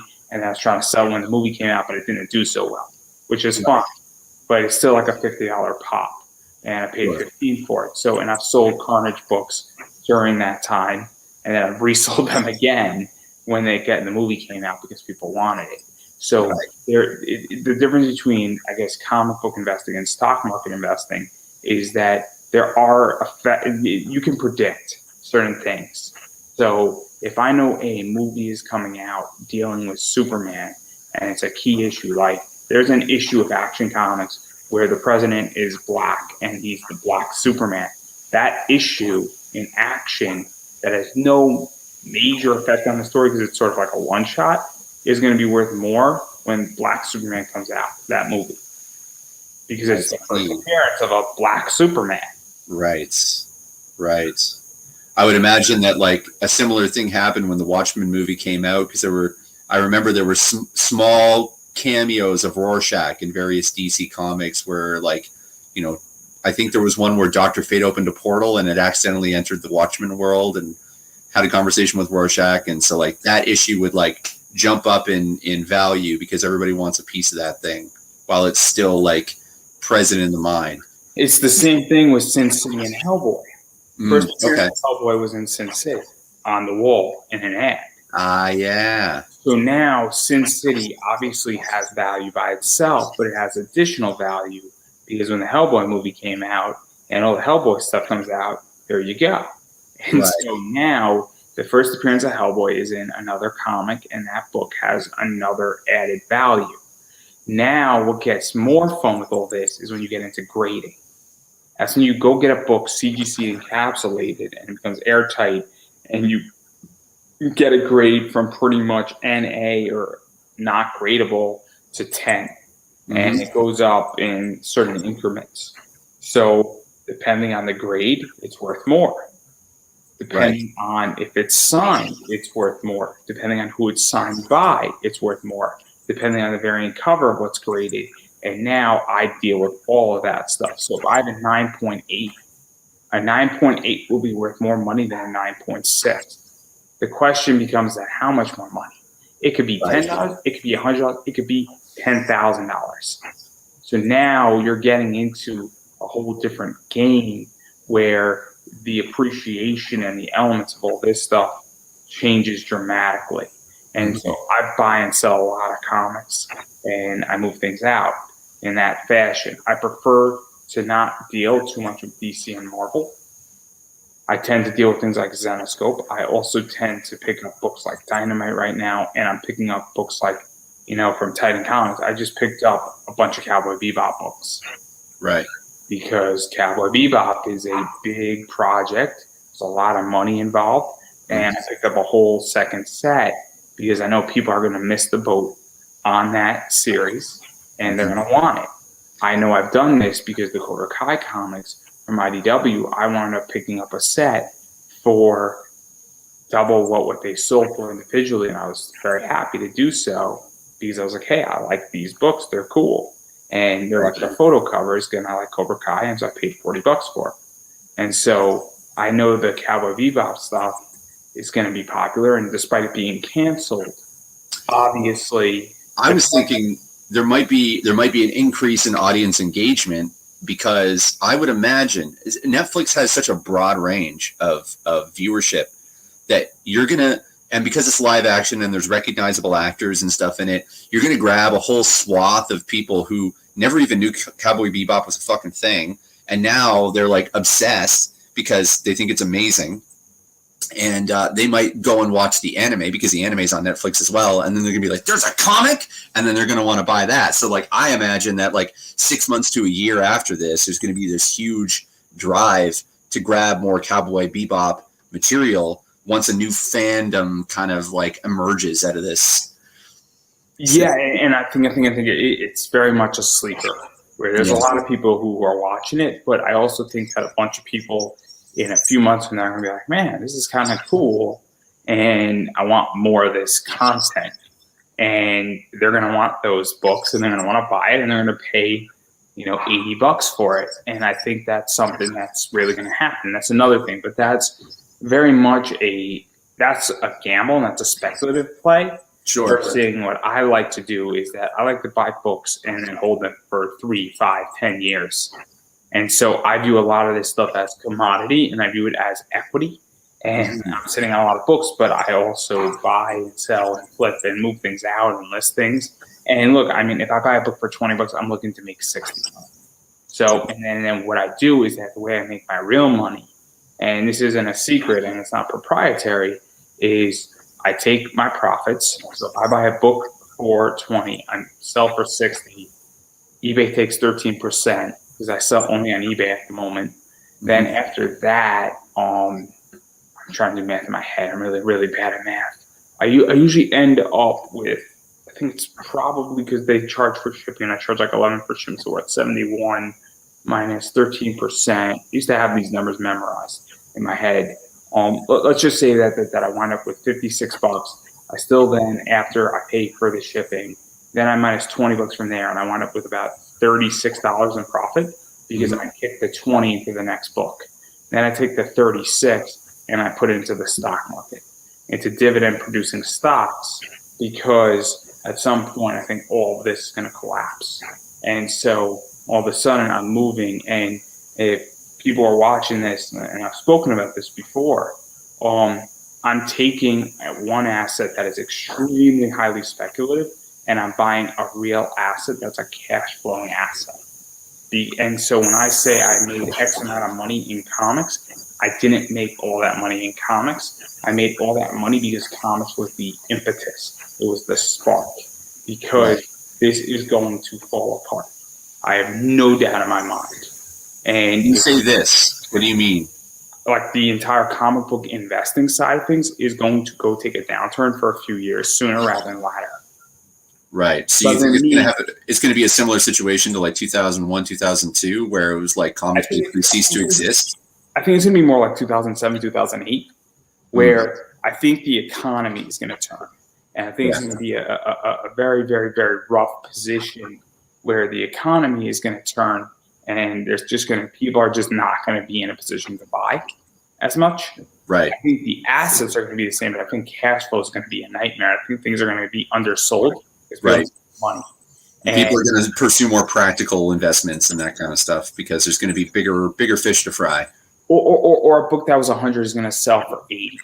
Right. And the person is going to make $20, not 40 on it, which is, there's nothing wrong with underselling an investment, but still make a profit on it. Sure. Then that book in 3 years following that is going to be worth 160. But person is a shop. Person needs money. Person needs to just move merchandise out. And I think it's coming, and I think it's coming for a lot of reasons. Obviously, the rules on eBay have just changed in America, and so there's a lot of stuff that's about to go on. And it's going to be very, very interesting with that, but I don't think comics are a bad investment still. Right. Yeah. Good investment. So that's what I think when I move from basically a highly speculative investment down to a much safer or a cash flow investment. Yeah, so that makes a lot of sense. So it seems like you have a business oriented sort of approach, but you're very diverse in terms of the way that you do this. Most of the people, and this is nothing against a particular method, but most of the people I've met. So for me, Money's not a motivating force for me. I've learned this for many, many years. Now that I'm running my own business, it's been solidified because there was a concern among some of my friends and my girlfriend and family members that like once I had money, that I wasn't like just living paycheck to paycheck, that I was going to start treating money more seriously. And not the case. I don't really care still. But most people that I've met that are financially savvy, they tend to find the thing that they're good at and they just go for it. Where it seems like you have a far more diverse portfolio, I guess. So how do you keep track of all this stuff? Do you find it difficult, or do you find it like energizing to be involved in all these things all at once? Oh man, I love it. I love being in the stock market. I enjoy stock market. I enjoy crypto. Obviously, I'm now seeking out sponsorships and a lot of live reads. So obviously, I have sponsors. You know, Mixam is paying me money. Certain people are paying me money for ad space. You know, and I'm looking for much more of those. Sure. And so for me, it's just that like I just gravitate towards it and I find it enjoyable because I want to build wealth and I want to build freedom. And it has nothing to do with politics or anything like that. I just want the ability to continue to build forward. And, you know, it's just, I don't know how to explain that any other way except that. No, that makes sense. I mean, I run myself like a holding company. That's not a holding company. And this is one of the things that I'm learning is that it took me a long time to figure out in my eBay business how to take money out of the business. So the business produces me money and then I take it out and then I put that money to work. And that's something that I think people need to understand. And this is my problem with indie comics is that, and look, I get that not everybody's motivated by money, but also a lot of people are signing contracts now to be published by companies, which means you are motivated by money. And you want your book in distribution. Well, at least your book is motivated by money for sure, right? And so my whole thing is that I find that a lot of people don't know how to take money out of their business. So if you do a Kickstarter that, you know, generates $70,000, you know, not all of you didn't make 70,000. I think that's pretty safe to say. You know, obviously, you know, if you're running a project and you do 70,000, your expenses go up from 7,000. For 70,000, you're gonna have a lot more printing costs and a bunch of other costs come with that because So that's a misconception with a lot of people who first start on Kickstarter, and I had to allay a lot of the myths that were attached to it when I first started. There's an exception, but I'm gonna let you finish because I'll do an exception later after you're done. But sorry for interrupting. Yeah, no, it's all good. You can go ahead if you want. So the only exception with cost is if your product is completely digital. Because once you have a digital product, your costs are reduced by 80% naturally around that number. Yes. Just because you're not printing anything. So I am doing a Kickstarter in January and 80% of it is digital. So then my costs are going to be cheaper than your project because I'm not printing as much. I'm not producing as much physical items, and it has nothing to do with one product's better than the other. That's not the issue. It's just that if you are 100% digital or 80% digital, it's just going to be cheaper because sending an email is not the same as sending a letter. Yeah. Oh yeah, for sure. No, I get that. Like, and the thing, like, so I used my first issue of Apex as a foot in the door, basically. So I wanted to be like sort of the flagship for my writing style and what I'm trying to bring to the comic world. So I've put the digital up for free. It's on Linktree. You can access it for free and download it and read it as you please, because I already fund it. But there is a thing on there for you to donate if you want to support the creator, right? So, but I do agree. So the thing that I had to kind of like clarify for a lot of my friends when I was getting involved in Kickstarter was like when it funded, they were like, "Oh, so you made such and such?" I'm like, no. So like the art was already paid for. The legwork had already been done. I had already paid for a variant cover. I paid for concept art before the first page even got drawn. You know, there's all sorts of back end costs that get involved. There's a letterer.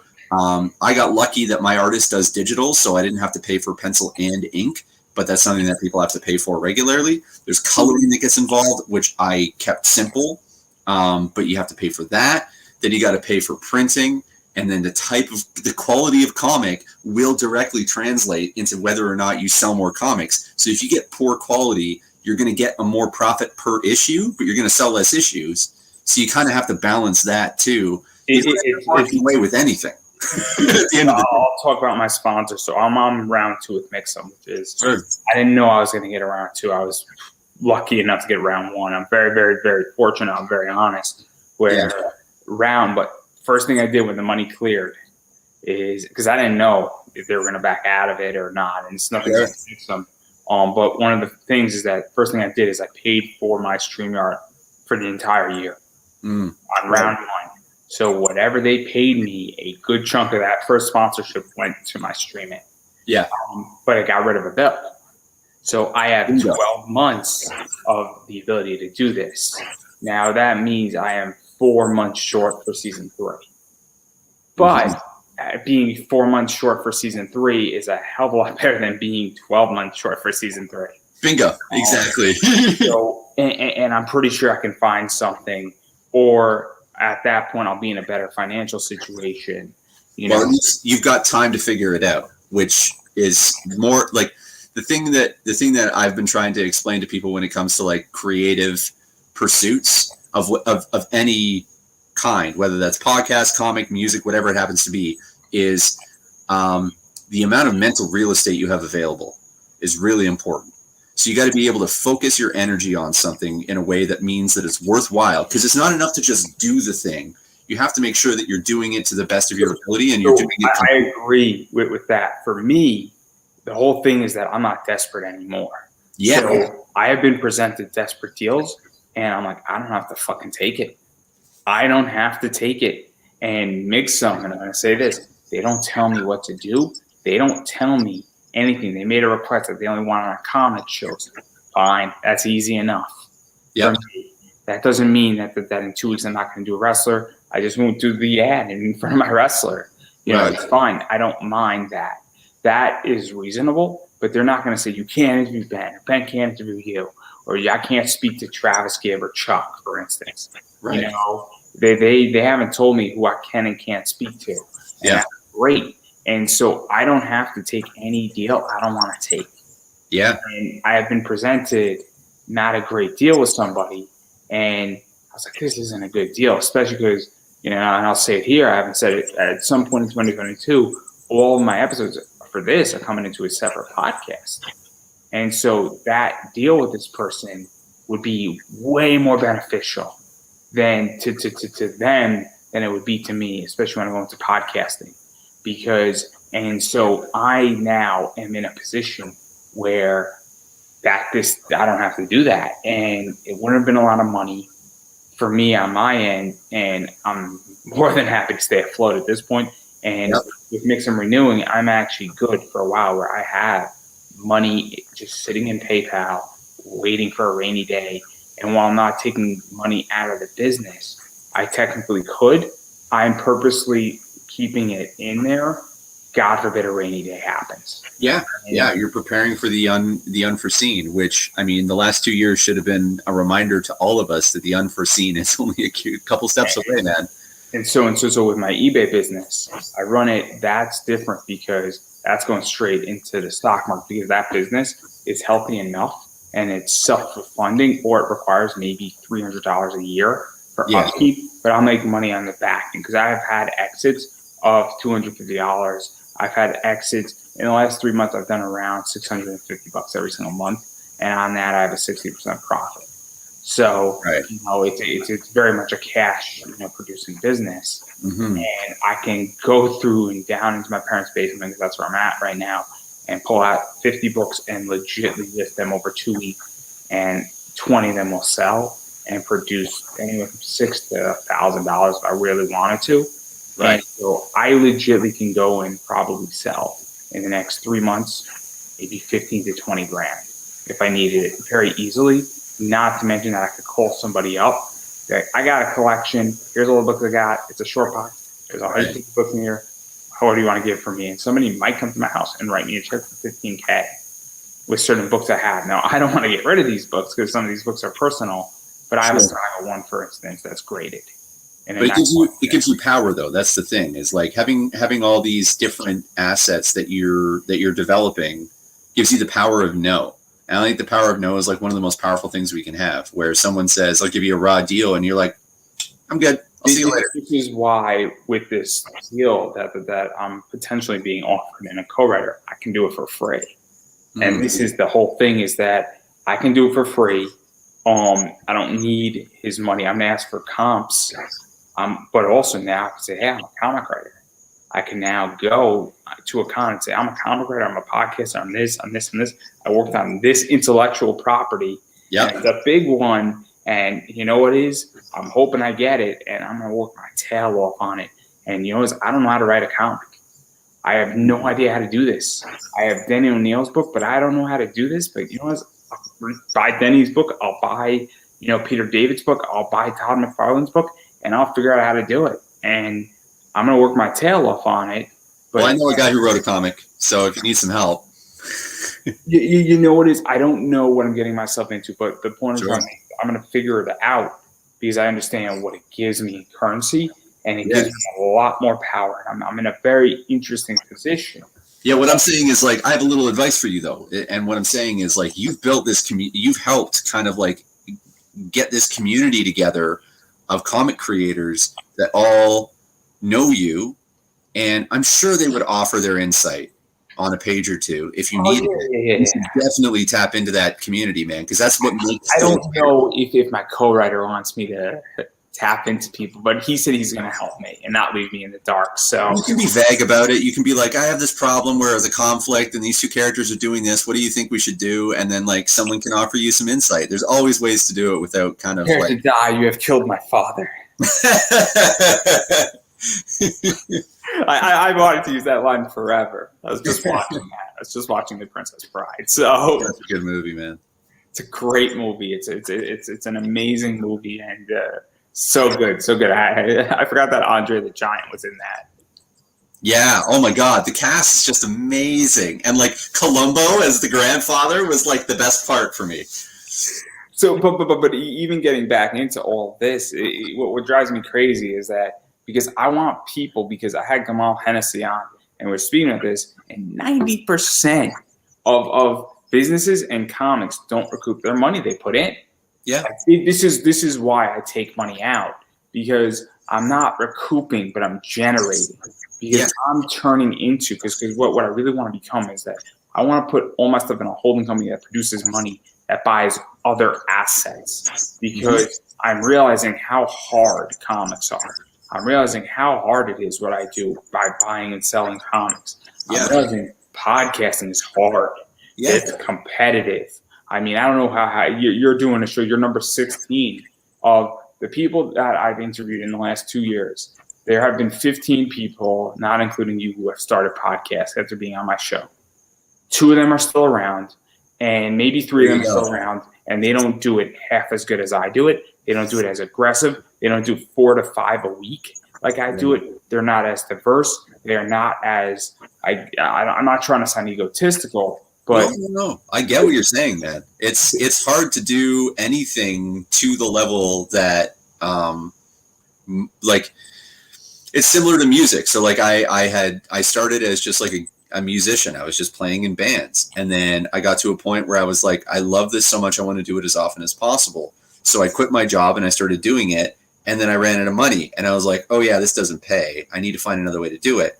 And it's taken me years to reach the point where I'm at now, where I found people that I'm in a band with that are also interested in pursuing the same goal as me. And now we've created a production company, and now we're working on elevating the scene in our town. Like in Toronto, there's not anybody paying attention to the scene here. There's so many great musicians and so much talent here, and we're trying to bring them to a level. And the whole point is, like, it doesn't matter who gets, like, who breaks out, as long as we're all part of the same circle, it'll help all of us. A rising tide lifts all boats, right? Yeah, And so my entire thing is that I understand that I have to become diverse yeah, where to generate money because I'm gonna always have a day job. No question about it. I want health insurance. I hate to sure. say it. I want a job that has a 401k because, people say, oh, 401k is a disease. But more people become millionaires with 401ks and IRAs and Roth IRAs and not, and I'm not giving anybody any financial advice, but statistically, the greatest wealth building tool that a person can have is a matching 401k in your job. And if you have a job that gives it and your job isn't great, but it's a great match, you might want to stay there for a while. Yeah. You know what it is? It's those things are hard to come by, and pensions are good in a lot of ways as well. And my point is that and health insurance is great. So I view all this as a bonus. So Yeah. all my comic stuff does is that it's just a bonus where if I can generate an extra $8,000 and then I can invest that appropriately into good dividend stocks that produce a 3% dividend, it's a lot of money that adds up over 30 years. Mm-hmm. And if you keep doing that over 10 years, just the money is 80 grand, but obviously my money's working for me. And so now I have a lot more ability to say, fuck you. No, I'm not interested. Or I can actually do something that's way cooler. Or if I have kids and I'm hoping I get to, all of a sudden they're going to come across a fuck ton of money when I'm dead. And that's my legacy. Or they'll be able to, take their pick of schools, right? Like it opens up that's the thing about I used to be very anti-money because I don't know if you've noticed from watching me on Facebook, but I have a bit of a radical politics about myself. I purposely just skip you because I'm sure that as you could tell, I'm very libertarian and I like my freedom and I want to be left alone and I want the ability to do what I want legally. So for instance, I am very much in the camp that I think government is good for a bunch of stuff, like paving the roads, but I think government is bad for business. Where what I mean by that is, they put a lot of stupid regulations. I don't need my barber to have an occupational license to cut my hair. No offense. I don't think we're as different as you might think.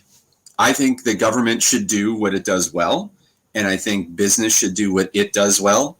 And as you said, I agree with you that government is not good at business, but I think business is really bad at governance, and the two are going to be in constant conflict. And the goal, to me, is to get them to some point of consensus where there's a line that neither cross. Do you know what I mean?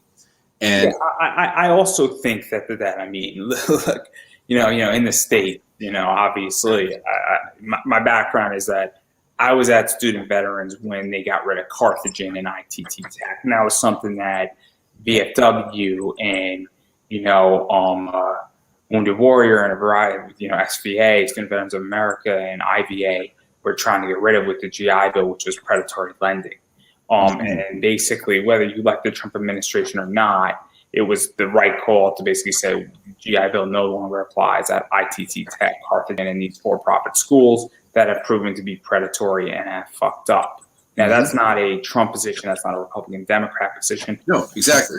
I think most people say if these credits are not transferable and this GI shit doesn't work here, that's a good position. Now, the reason why I bring all this up is part of the problem with student lending and all that shit is it's extremely complicated and it's just bad business. And it was so bad that Aunt Sally and Uncle Freddie got fired by the government.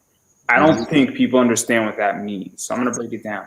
The government doesn't fire private contractors ever. Mm-hmm. They just don't renew their contract. Right. When you fire a private federal contract that legitimately has billions and probably like $15 to $20 billion worth of shit going on, that's horrific. That's a big deal. CNN, MSNBC, and Fox did not cover. That's a story. The thing is, there's all sorts of stuff that they don't cover. So like, I didn't expect to get into politics. All I was trying to say is, I'm not trying to get into politics either. My point No. is that that's a bad business position that government fucked up on. yeah. So like, I guess what I'm trying to say is like, you know, I said that money isn't a motivating force for me, but I do understand now. I used to have an anti-money stance, and I've now understood that money is not good or evil. It's not, it doesn't have a social or a moral value to it, but it does give you power and it does give you freedom. And the amount of power and freedom you have is directly proportional to how much money you've got in the bank. So the fact that I'll explain, I needed $240 so that because in August I had money for September for StreamYard. I did not have money for October. Mm-hmm. I did not have $25. It would have been a struggle. And I would have been bootstrapping for $25 on StreamYard to continue what I'm doing here if I didn't have a sponsor. It would have been done. I would have figured it out, but it would have been a struggle. Yeah, it would have been tough. So now that means that my StreamYard, if I was paying monthly, would cost me more because it's 25 on a monthly basis. It's 20 per month per year if you pay up front. So I saved myself $60. That's a big savings when you're bootstrapping shit together.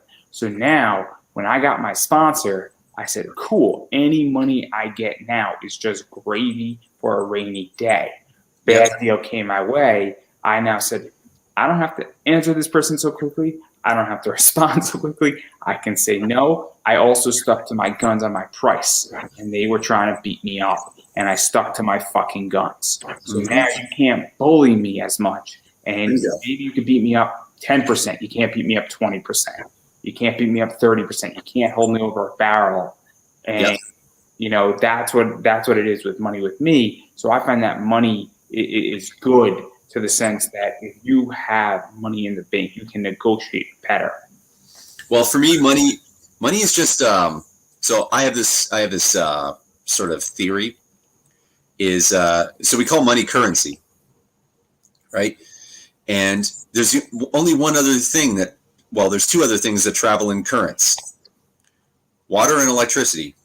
And I think of money as a form of electrical energy.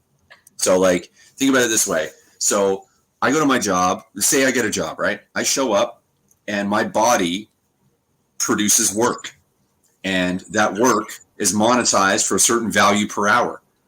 It's the same thing that happens when I pay for hydro. I pay for the amount of hours the generator has to produce energy for my house, right? I'm doing the same thing. It's just my body is the generator, and in return for the energy that I expend in that workplace, they give me this like little note that says it's worth this much. And then I take that and I give that to someone else who put in their energy to give me a haircut, for example, or to till the earth and grow some apples, and I can buy some apples, right? So like I'm paying. Like it's basically just energy transfer, kind of traveling around. It's circuitry, basically, is the currency system. So when you think about it that way, it's like, when is electricity evil? It's never really evil unless someone's tasing you, right? And like that's the person. That's not the electricity that's doing that. Yeah. No. I think what's happened is that I think also a lot of people, what's going on is that a lot of people see successful people and they're like, I'm in a position which is rough. And look, I'm in a position that's rough where I am definitely watching my pennies, and I am definitely financing. You know, I'm managing, and I'm not a huge credit card guy. I only have one credit card. But I think 99% of humanity is in a tight spot right now. That's just the way it is, you know. And so I right now am broke. I'm not poor. I'm broke where I have a cash flow problem. Mm-hmm. I don't have a money problem, and I have a cash flow problem, and it's just where I'm at. But what it is that I get paid, but certain things came up. But I have a credit card that's not due till the 22nd of December. I get paid next Thursday. So I put some stuff on my credit card, but I'm obviously watching my money, and then I know I'm getting paid, and then I'm buying gifts, and I'm trying to negotiate an eBay deal. It's a whole big thing. I can't talk about what I'm buying because it's a gift for my dad, and he's in the other room, and I don't want to ruin it for him. No problem. But it's a tough negotiation. Sure. But it's exciting to negotiate on eBay. I have a limit. I'm just trying to get it for cheaper. But what I'm figuring out is that it's just, I think a lot of people say, hey, you're doing good on your podcast, and I can't do that the same way. And I'm like, but you can if you wanted to. You just can't start at the level you're at, right? You have to build your way up to the level that you're at currently. This is 9 years of me working my ass off. My sponsorship didn't come until August of this year. That's the first time I'm making money. So the point I'm trying to get at is that I'm at the stage where I've been doing this for 9 years. And I've been working my tail off. And I came in 2020 saying, these wrestlers are getting fucked over. Let me see if I get them on my show, have them on for half an hour, 45 minutes. We're going to talk about them a little bit. They're going to get some media attention. And then I'm going to say, hey, where's your Pro Wrestling Tees, which is a shop that doesn't cost them money. And they get $6 per shirt, but they don't have to produce the shirt. Oh, that's awesome. So, or a Redbubble, for instance, or a Big Cartel, right? Sure. So that was the entire thing. And I said, hey, let me talk to some comic people. They got Kickstarters going on. If I could sell 4 books for them and they're on for 45 minutes, I'll help them out, Yeah. And what's the worst that can happen? It's not costing anybody any money, and that's cool, right? And then I said, hey, let me throw some cosplayers and see what they want to do because it's media. And then you go on, so forth and so on. And you're just like, hey, if I'm doing it on this end, then I didn't expect anything from it. And then, I just said, hey, let me just continue doing this. And it took its own position. And then obviously, because I didn't come into the live streaming side of this stuff to make money, per se. I was hoping to at some point. But I did it out of a nice position. And now I'm starting to make money because people like me. My codes are actually useful.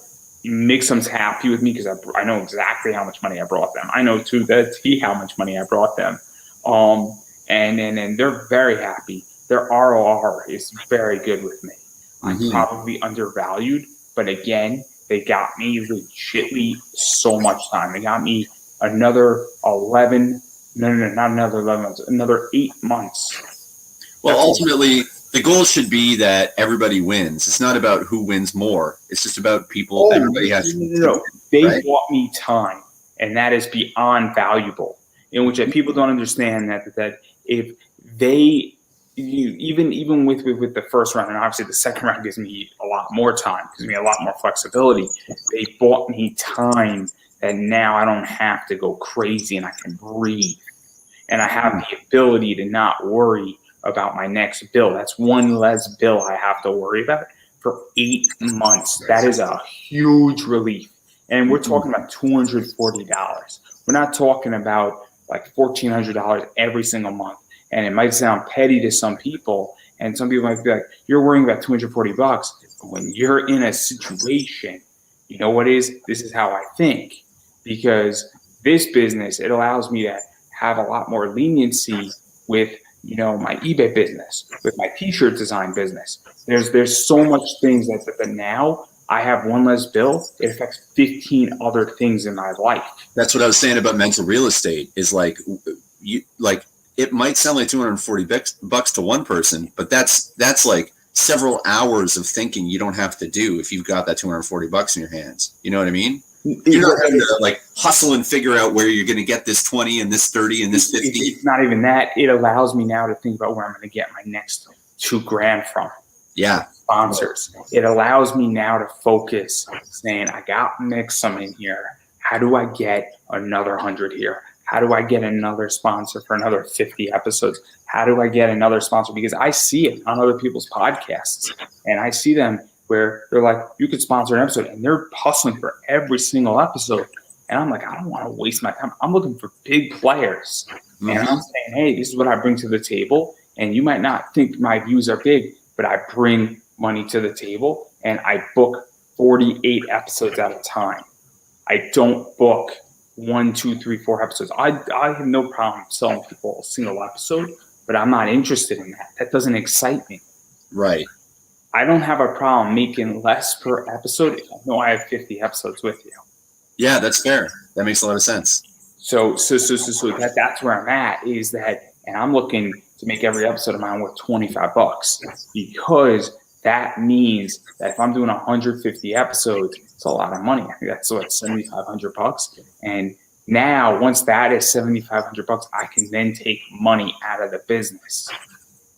And it goes back to the idea that at some point, I don't think I can beat Joe Rogan. I think that's so hard to do. It's not impossible. I think though that I could make 15 grand from this every year. And then if you have another business and another business and another business, and what if I have businesses that produce me, $40,000 extra dollars, I'm making $100,000 at my job. I can then go out and buy the car I want every year. I could go buy the car I want every 3 years, and I can buy the car, not lease the car. I could go buy a Dodge Challenger that I want. That's something that I think people don't understand, is that it's going to change my element of fun in my life. It's not going to change my lifestyle. That's the thing for me is like, the goal for me now, like I'm 38, so I don't know how old you are, but I'm 28. I'm going to be 29 in about a month. Right. So I've got a little extra time, and like I grew up really poor. I'm not going to lie. Like it wasn't a struggle growing up. So I'm going to ask you a question, and Sure. Did you grow up poor or broke? Did you know the difference? Because I didn't use the word poor. Yeah, we were poor. So broke means that you have a cash flow problem. I don't want to say, I don't want to say that I like my family was poor. We did okay when I was growing up. But when I got out of my parents' house, I was poor, legit poor. Like there was a time where I was sleeping on an inflatable mattress in a basement apartment, working 60 hours a week kind of situation. Okay. It was not great. I was poor for long enough that it became normal. Poverty became just like my mentality. And when I reached a point where I had kind of balanced my books and was able to kind of maintain an equilibrium in my life, I realized that the priority was for me at least, was to do something that I didn't hate. Like find the fun, find the love, wherever that happened to be. And so I basically just sat down and I wrote down all the things that I like to do and started figuring out what I could do within that realm that would help me. And then I took that list of things that I wanted to do and I went, how many of these things cost me money to do? And there was a bunch. Playing drums is one of them. It's a very expensive hobby. And then there were things that I could do for free, like writing. Writing I can do, cost me nothing but time, right? And I love doing it. But once I got to a certain point with writing, it was like, now I want to publish. So that's going to cost me money. But that's a pursuit, right? That's something that I want to do to see if I can do it. So like the goal for me at all times is the money is like a means to the end. The goal isn't the money. The goal is to use the money to achieve goals that make me feel fulfilled. So I don't have a problem, and this is where this irks me on Kickstarter, is that I hate when people go into debt for their Kickstarters. Yeah. So I don't have a problem. You say, look, I don't need to make money on this, but I can't lose money on it. Bingo. That's it. That's the whole thing, because I've seen posts with people saying, 10 years ago, we had more money, we can afford things. And the question I asked to myself, and I'm going to start asking to people, is that, when did you get into comics? I say, 6 years ago, I had more money. They're like, oh, I got into comics 5 years ago. And I'm like, there you go. You're producing 3 books every year, and you're putting the money out there, and it costs you put $4,000 out there to get it done, and you recoup the money. You do $10K on a Kickstarter or $12K on a Kickstarter. You pay yourself back, but you don't. That's why you don't have as much money, because $4,000 is going out the window right from the start, and it's going out. And when you're bringing in 36, a third of that comes back to you. But again, and then you're doing cons, and there's nothing wrong with that. No, yeah, totally. But for me, the second question is, so the first question is, are you losing money off your creative pursuits? If the answer is yes, okay, but are you happier? If you're happier, but you're like making less money, okay, that's a fair trade as far as I'm concerned, right? Like if you're comfortable with having a little less in the bank, but you feel a little more satisfied with your day-to-day life, there's way better. nothing wrong with this. I lost money on my podcast for 8.5 years. Right. Yeah. We total that up, and we look at it on our website and all that stuff. But again, I'm not losing, I'm not putting up $12,000. You're not going broke. and also I have responsibilities where I have covenants in my life first and foremost. And so I purposely set up covenants in my life that prevent me from doing something stupid. And so this is one of the things with why I'm not doing a Kickstarter right now is that economically it doesn't make sense. Now, the Kickstarters that I want to do, obviously I'm planning to draw it myself, and that's kind of the joke of it a little bit, is that's the intent of the Kickstarter. It's supposed to be fun. It's supposed to be like Axe Cop, which is just a stupid on a stick that just like humor that you would give to your 8-year-old son or daughter. Sure. And they would laugh, and it's not supposed to be drawn perfectly. And it's the story, and it's just like, what can be the most ridiculous thing that you can think of that's just stupid that you pick it up and you're like, oh, that's kind of funny. Like, a cop that carries an axe instead of a gun is hilarious. It's hilarious. And then he's trying to find out where the bad guys are, and he has a map in his file to the bad guys hang out, and then it's going all over the place. I mean, if you look up Axe Cop, it's apparently there was this team where I think it was like his 19-year-old half brother and an 8-year-old. So the 19-year-old half brother was the artist, and the 8-year-old's the writer on Axe Cop, and that's why Axe Cop is brilliant. It's the most brilliant comic I ever read. It's absolutely ridiculous. It's maybe 6 pages per story, and it's it got a Nickelodeon television show for 3 seasons, and it's great. It's so good because it's so stupid. It's I could turn it on. I like to drink and you like to smoke. So for instance, if you're smoking and I'm drinking, we're just you're on your couch, you're like, I don't want to think. You turn on Axe Cop, you're just gonna start laughing. Yeah. It's not the kind of comic you're reading to gain deep insights into the nature of man. You're laughing at shit. I love that stuff, man. And so my whole thing is that I don't have a problem with somebody saying, look, I make $120,000. I'm not spending $12K on this. My wife's not going to kill me, and we're having a good time. And my hobby cost me $4,000, and I don't go out to bars. I don't go on vacation. I don't do anything. But this keeps me and my marriage working. For instance, podcasting for me is very therapeutic. I'm not going to lie. During COVID, I was speaking in 2020. I spoke to 90 people. I am more sane, I feel, because I was constantly speaking to 2 people every single week. And I had human interaction in a very weird way.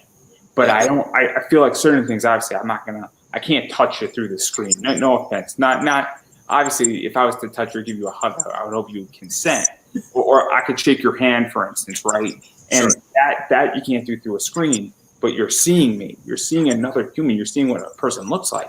And I was seeing people from all over the world in 2020. Well, we're socially engaged animals, right? We are legitimately wired that our sanity is connected to our social interactions.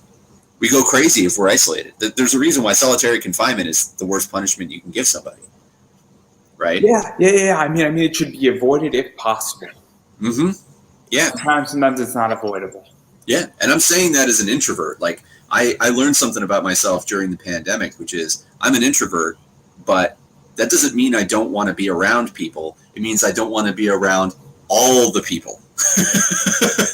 That's all. I still like people. The reason why I bring all this up is that when I was speaking to people all throughout 2020, very therapeutic, and I speak to people now, and I'm very concerned about society, and you can call me paranoid or whatnot, and I'll take the heat. But I think a lot of people in the comic community, I think a lot of people in the wrestling community, I think a lot of people have unlearned how to be civil and have learned how not to communicate. And I get attacked on things, and I don't know if people know how to be having discussions and realize that another person's on the other side of a Facebook discussion. I've had people go ape shit crazy on me. So just agreeing where on a stock debate saying, I have 3 apartments and I've had houses and I've worked my ass off. And I'm like, nobody's saying that you didn't work your ass off. What type of exit did you make on this? I made a good exit on this stock, guys. He's like, I want proof of this. And I'm like, bro. And he's just started cursing. I'm saying, dude, you lost the war. It's like, we're not moving on until you prove what you did. Good job. And I'm like, nobody was saying that. I was just saying, hey, man, I just made a really good exit on this. Yeah. And it's like, I think, People well, how to speak to one another. I was saying, like, I think it was probably like 6 months ago when the lockdown restrictions started getting reduced here in Toronto. And I remember going to practice right after band practice, right after the announcement that they were going to start rolling back restrictions and start opening restaurants again and allowing people on patios and stuff. And I remember saying, like, I cannot wait to see all these socially inept motherfuckers come out in public and start saying shit just out of nowhere because their filter's gone and they forgot that human beings can hear. Like, I can't wait to see all the awkward conversations and like people would normally never touch that now they're going to talk about ad nauseum in public. Like, it's, but for me, like, I love chaos. So like the idea of all these people just like blurting out the worst thing they could possibly think of, it just makes me so happy. I just laugh my ass off. See, the reason why I bring this up is because I have a very interesting discussion and viewpoint on comics, and I publicly state things. And I'm asked this question with Kickstarter sustainability, and you go through my interviews, and on certain interviews, like, I've gotten publicly attacked by people, and I'm like, that didn't happen 2-3 years ago. Yeah. And people are way more emboldened. And look, I love emboldenment. Bring, you know, whatever you want into my world. I'm a big boy. I can handle myself. And I'm more than happy to defend my positions. Sure. You know, certain positions are not worth dying on the hill. But when I talk about comic book investing, I'm, you know, that's my jam in a lot of ways. I've been doing it for so long, for almost 10 years at this point. And I'm not the expert on it. There's a lot of people who do things, but there's also a lot of people who are bad in the industry. You're not an idiot about it either. You've been doing it for 10 years. Most people who've been doing something for 10 years, like, if you sucked at it, it would have been clear about 2 years in, right? So if you've been doing it for 10 years, you clearly have a handle on how the business works. And so I just have a sense, and when I speak to people who they listen on people's shows, and they're like, oh man, that's actually sort of cool, man, like what you're doing, and like that makes a lot of sense. That you understand. But like, I get a lot of attacking, and I think that a lot of people are emboldened now because they've been online for so long that they think that they can just say certain things, and it's kind of a crazy entity. And I also think that people have a very false sense of, you know, confidence right now, in which that, you know, I think that it's going to be very interesting when all society comes back into the open. And I mean, I don't know what's going to happen, but obviously I don't think I've changed, in which that, in fact, I think I've become even more confident. I mean, I had an issue with a friend, and 2 years ago when he was texting back and forth, and I don't want to get into the details of the entire thing, but after a while I said, I'll explain it all to you. I said, fine, let's do it tomorrow. What time you want to do it tomorrow? I wouldn't have said that to somebody to a text, let's call and let's do it tomorrow. And I'm becoming a lot more emboldened, and I feel a lot more confident, where I like to deal with my problems straight up. And I don't know if it's because I'm getting sponsors. I don't know if it's because I'm getting better guests. I don't know if it's because I'm doing a lot more interviews, or maybe I'm just getting older and I'm just like, I don't have time for this shit anymore. It's a combination, I would say. So like my patience for fuckery drops year by year because I'm feeling my age more, and I'm like, I got shit I want to do. I don't have time for these little bitches who get in my way, and all they want to do is talk shit. Like, put up or shut up at some point, right? But the other side of it is, I'm also more patient with people when they're just coming at things from the wrong angle. Like, if they mischaracterize what I'm saying, or they misunderstand or misinterpret what I'm trying to say, I have a lot more generosity of spirit towards that than I used to, where I used to be like, what the fuck are you trying to say about me? What do you think I'm doing? Like, and I would get like all up on my high horse. And now I'm like, clearly there's been a miscommunication. So let me clarify where I'm coming from. And I feel a little more, like the other person deserves my attention and my time, because my goal used to be right. And now my goal is to find the truth. And finding the truth can't happen if you're trying to be right. So that's interesting. So because I agree with certain parts of that, but I know certain things are just right off the bat.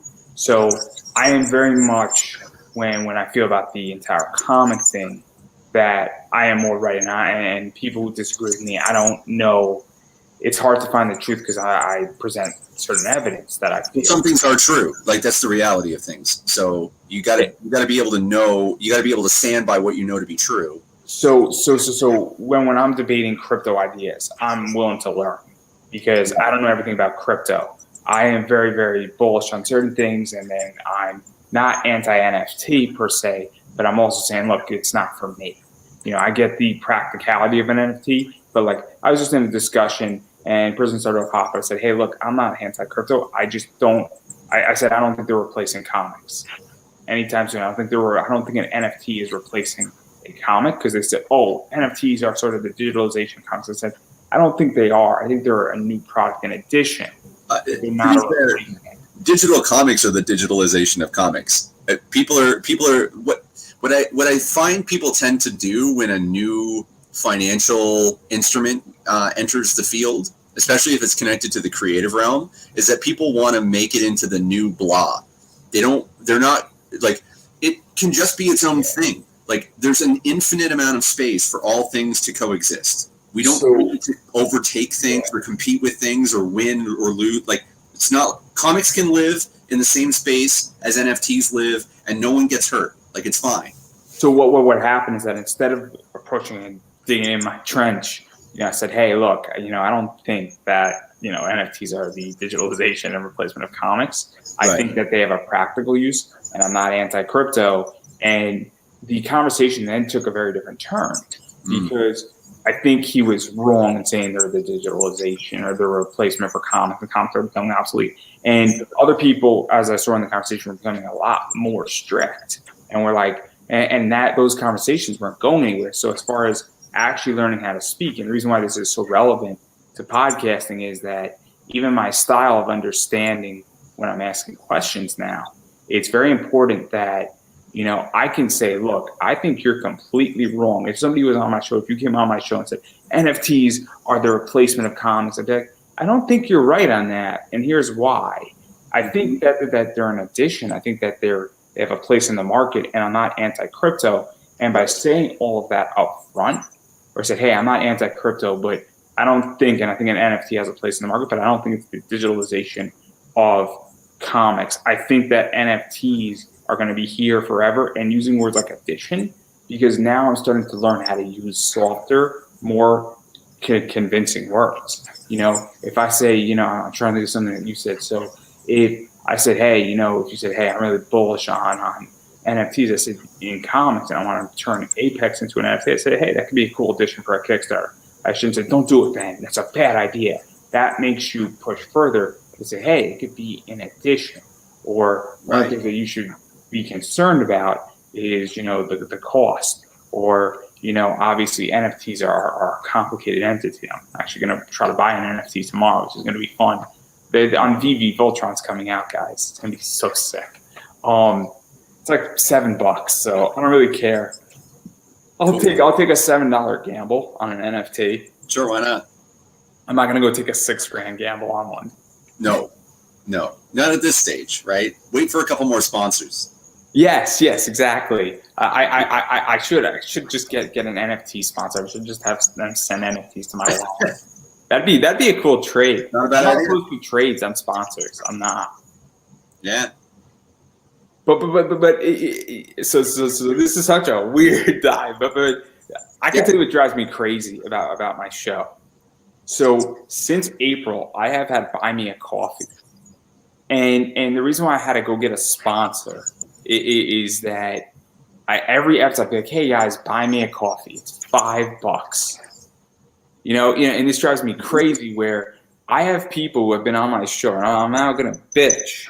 About this. I've been on my show 2, 3, 4 times, and you won't throw me a $5 buy me a coffee. Yeah, but they want you to back the comic, though, right? They want me to back the comic. They want me to support the comic. I then actually back the comic. They won't send me a comic for free. There's only been 2 people who have sent me comics for free, Really? and they're on opposite sides politically. Huh. So I had Mike Barron send me something for free, and he signed it, which was cool. Very cool. And so it was cool. And then I had Dan Schmidt send me his book for free. and his graphic novel. And I'm like, how in the fuck do you guys not send me free shit? Like, you really think that it's a good idea not to send me free shit, not buy me a coffee? Because a few people have, like Mike Tiener has done it, Corey Hardiman has done it, who's a fellow Canadian. I think Dorian, I can't think of his name, but he knows Corey and he's friends with Corey, and he's gonna shoot me because I forgot his last name. But like a bunch of people haven't done it, and then people have bought ad space to buy me a coffee, and I appreciate that shit. But I'm saying to myself, like, because I ask, and then I'm like, you're asking for money on Kickstarter, and you're saying I want to support indie, and I don't get it. Yeah, you're as indie as it gets, man. That's the thing. It's so weird. Like, I don't understand. That's my question to you, because I don't understand, because I've never run a Kickstarter. And actually, I'm running a Kickstarter for season 3 of the podcast. And I actually have a collab meeting on Sunday with somebody to do something really cool with metal cards. But the whole thing is that, like, I don't get it from your side and from the Kickstarter side, because I don't know how it sounds when I'm asking for money. I don't understand why somebody wouldn't say, hey, you know, I'm on somebody's show and I want to throw them a bone. Well, let me put it to you this way, man. You've successfully shamed me, because I'm realizing now that I didn't send you any comics, and you are partly responsible for why I have a comic. So I'll tell a story that's going to embarrass you. You're going to get a couple variants. No, I'm going to tell a story that's going to embarrass you, though. Oh boy, here we go. So, and then I'll tell the nice Chuck Pinu story, because that one's good too. But okay. So he sends me a digital copy. Ben sends me a digital copy. Everybody of Apex, and I'm like, hey, I enjoyed Apex. I thought it was pretty good. You know, it's a cool story. It's fun. Appreciate it. I'm curious where it's going. I wish there was a little bit more in there, because it ended like in a big cliffhanger, and I'm kind of like, I'm sort of bored now. Like, which is fine. There's nothing wrong with it. I'm just being a little. I'm hoping you'd be bored at the end. Like, I'm not necessarily interested in getting everybody to have positive emotions when I wanted like more of the story. Yeah. Because I'm like, this thing goes so quickly. That's a problem with me, is that I consume content really quickly now, and there's not enough of a pipeline. That's why I buy comics monthly from Midtown, because I need a thing, and then I fulfill my position on Comixology for $5. Oh, I get it. If I could put out an issue a month, I would do it in a second. So now you send me the copy digital, and I'm like, hey man, I just backed your thing. You're like, why? That was your response. You can go back in your message, like, why'd you do that? Like, you were so perplexed. I'm like, because I wanted to support you. Like, I would have given you free though, because like you put me on your platform, like you supported me already. So like I appreciated it, but I was like, why would you do that? Just asking for a copy. I mean, I've done that for other people when they've done things and sent me a digital copy, and I'm like, hey, let me support you. And like, people have sent me digital copies of their book, even though I didn't back their Kickstarter. And so obviously I greatly appreciate that shit too. But it's the idea that, you know, one of the things that drives me crazy, and I'm super curious, because I don't know the reason why this doesn't happen. It's like, there have been people who've been on my show 6 times in 2 years who haven't written and given me like $5, just say, hey man, you're slaying dragons. Because if I did 150 interviews and everybody gave me $5, I wouldn't have a money problem. I wouldn't have to have a sponsor, and I wouldn't even have sought a sponsor. Right. The only reason why I've sought a sponsor now is because I didn't have that problem. I had that problem. Now that Mixam is paying me X, and I'm being very careful not to say how much they're paying me, you know, I don't want to go back to not being sponsored.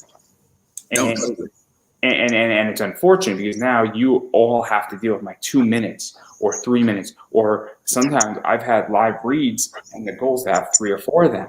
You know, I don't know. The Daily Wire does this really well, where Ben Shapiro does like 4 or 5 live reads in 60 minutes. Yeah. And those live reads are worth real money. And whether you agree with them or not, that's not the point. Yes. The point is that you could take a page out of their book, where if I had 5 live reads that were each paying me $20, that means that every episode's worth $100. Yeah, exactly. And now I have a fucking career. Yep.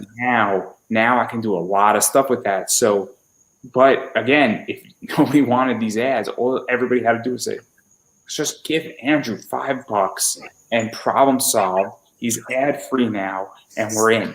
And I don't get it. It drives me crazy. I can give you a brief explanation, but you're not going to enjoy it. It's okay. No.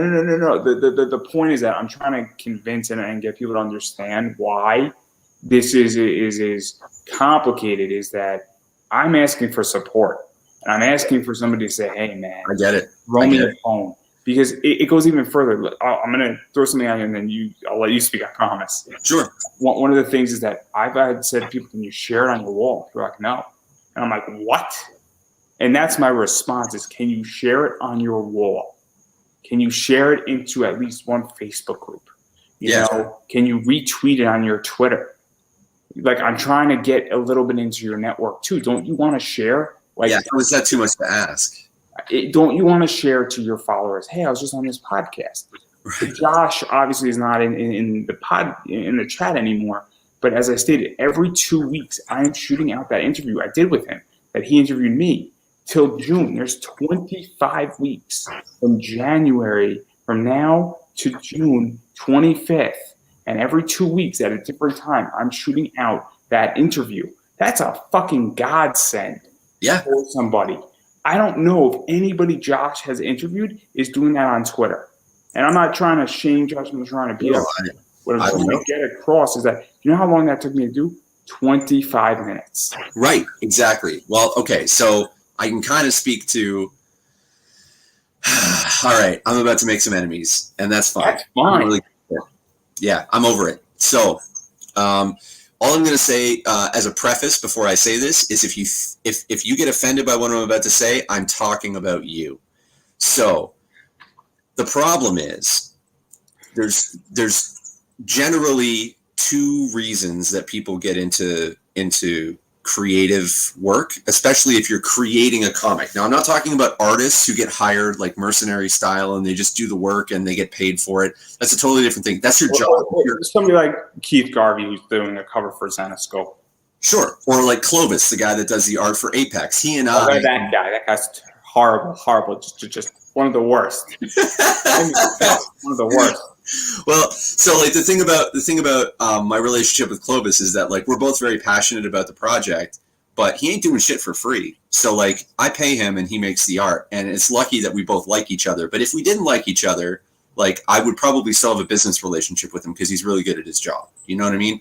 But I'm kidding about Clovis. Sure, Clovis knows that I'm joking because I'm friends with Clovis on Facebook. Of course. Anyway, my point is there's a difference in like making art for a living and creating a comic and wanting to put your stamp on the world. Do you know what I mean? Yeah. So generally when people get into creative pursuits like that, whether it's like starting a band, writing a book, making a comic, I guess podcasts would be kind of in the same vein. There's kind of two different reasons that people do it. One is people have an itch that they need scratched. It seems like that's where you and I kind of sit, where we enjoy what we're doing and we do it partly out of therapy and partly out of like a desire to be engaged with the community. This was a solution for me because this was supposed to be a business, and then I treated it like a business, but I enjoyed doing this, and I had no idea where it was going to go, but it was definitely business set up. But again, I enjoy what I do, and I find it funny. It also has other effects because me doing my podcast, just so everybody understands, I get insight into trends when I'm doing this, because when I'm speaking to people on the indie scene, it affects my comic book investing thing because it's research. So there's a big reason why I do what I do. It affects the way I write articles. It affects the way I build panels, and it has it's produced me more money in so many other ways, including sponsorships. But there's a lot of stuff that it's done. So it builds on itself, kind of thing. Yeah, I get that. It's a bigger issue for me because it is research. It is a lot of research, and that research is monetized in my personal business. Bingo. But right. I also enjoy this tremendously. I probably do it for free, but I wouldn't do it as aggressively. Right. So I guess what I was trying to say is that like, sorry. No, it's okay. What I was trying to say is that like, you and I are doing this because partly we enjoy it and partly we see an opportunity to turn it into something lucrative, right? But the other reason to do this is because you think you're God's coolest fucking human and you think that the world deserves to hear your voice and that you are going to be the next great, pick a name. It doesn't really matter. Whoever their God is in the pantheon of great creators, they want to be the next. Well, I am part of the Church of the Fawns, so. You gave me that one. Sure. That was a given. That was a given right there. Sure. So if you're in the camp that you and I are in, then you want to support and you want to elevate other people. You want to help them because you understand that networking is part of the game, and you want to make sure that if someone is really good, that you can like be part of their community, and also you can provide them with opportunities that they previously wouldn't have had. Because like for me, it's like in the music space, there's a lot of young musicians that are starting to build their repertoire now. And like, I will see a band that 10 years ago I would watch and I'd be like, those guys are shit. And I would never listen to them again because I was living up here. I was thinking about myself, thinking about where I am talent wise and where they are, and thinking about it in terms of me. Now, when I see them, I'm like, in 2 years, those guys are going to be fucking sick. So I want to talk to them now, and I want to get involved because I can help them understand what I didn't know, right? The thing that people who don't support, like financially support you, and like they don't want to post stuff on their wall, which doesn't make any goddamn sense, is because they think they're the coolest, and you are in competition with them. It's this zero-sum, like war competition mentality. What's no one wins about that? For me, though, is that I'm like bigger than they are in a lot of ways. That's what's insane, because what a lot of people don't understand is that they like certain cosplayers that I have a direct line to. Mm-hmm. And the reason why I have a direct line to certain people is that I was interviewing certain people when they had 200,000 followers on Instagram, and now they have 1 million. Yep. And they remember that shit, yes, you know? And then, I mean, my entire career has been finding people in the right spot, the right time, right when they're in a little bit of a dip, getting in, helping to lift them up, reshooting it out, repositioning it out, and then just not being an asshole. Like, not being an asshole is the most important skill anybody can learn. I mean, I was Keith Garvey's first interview. I was Sun Kumanaki's first interview. I was Ebass's first interview in 5 years back. And I was Dawn Mateague. I had JP Roth on, which I didn't think was ever fucking possible. I've had Chris Daniels on, who's the head in talent relations of AEW. Yeah. So I've had Kazarian on, who's really close with Daniels and is killing it in AEW. I've had Leva Bates on, who's a brand ambassador for that company. I then have had people like Gary J on. I've had Anthony Green, who was in WWE. I had Nixon Noel on, and I just caught all of these people at the right time. Yeah. And you know, it's just one of those things. And I also just don't go into things, and I ask nicely. And then also, I guess I also come from a weird place because I've had people like Ralph Tedesco on, who's one of the co-founders of Zenescope, still works there, obviously. And then I've had people like Dave Franchini, who's the publisher there. I've had, you know, other people. I'm trying to get David Wohl on because he's like Aspen and Top Cow, like legacy. I've had Matt Hawkins on, who helped build Top Cow. And so my point that I'm trying to make is that all those people, that the last few people that I mentioned, including Chris Daniels and Kazarian, way bigger than me. And so maybe it's because I have a different position, because a lot of people who are big have helped me out. I've had Howard Cruz on, who was one of the leaders of the gay comics movement. And I would say that the difference is the people that don't want to support you, they don't understand that, like, what you're talking about is that you lead with humility. You appreciate the fact that these people want to be involved with you, and you're like, oh, okay. And you take that as a sign that you're doing things right. But the people who don't see it as a collaborative effort, who don't want to work to help you and in the process help themselves, all they're concerned with is their own value, and they don't see this as a team effort. So the mistake they're making is wherever they're at, that's where they're going to fucking stay. They're not going to get any further than they are now because they're not learning. They're not growing. They're not like checking around and seeing what everybody else is doing. They've literally decided to peak where they are, and that's where they are. And frankly, in my opinion, like, they're dust on your fucking shoe, bro. If they don't want to help you, cool, whatever. Big world. Because I feel so weird about it, and I'm very, very honest about this, is that people who've been on my show 6 times, haven't sent me a book for free, haven't, thrown me, money or even, anything like that. Because at this stage, if you've been on my show 6 fucking times, you gotta send me your fucking book for free. I mean, at minimum. It's like, I understand that you don't have to do it every fucking time that I interview you. I'm not expecting that, but 6 fucking times, and especially if you're signing distribution deals, like, you gotta be, a friend. You gotta be a supporter. You gotta say, hey, what's your address? I got you covered. Let me throw you. You're in a position where you can now say, like, look, dude, I've had you on 6 times, and you don't help. You don't do the same in return, so you're on your own. You know what is? I'm not that guy. I'm just gonna act instead. I'm not gonna go and say that because I don't believe that you should burn a bridge. I agree.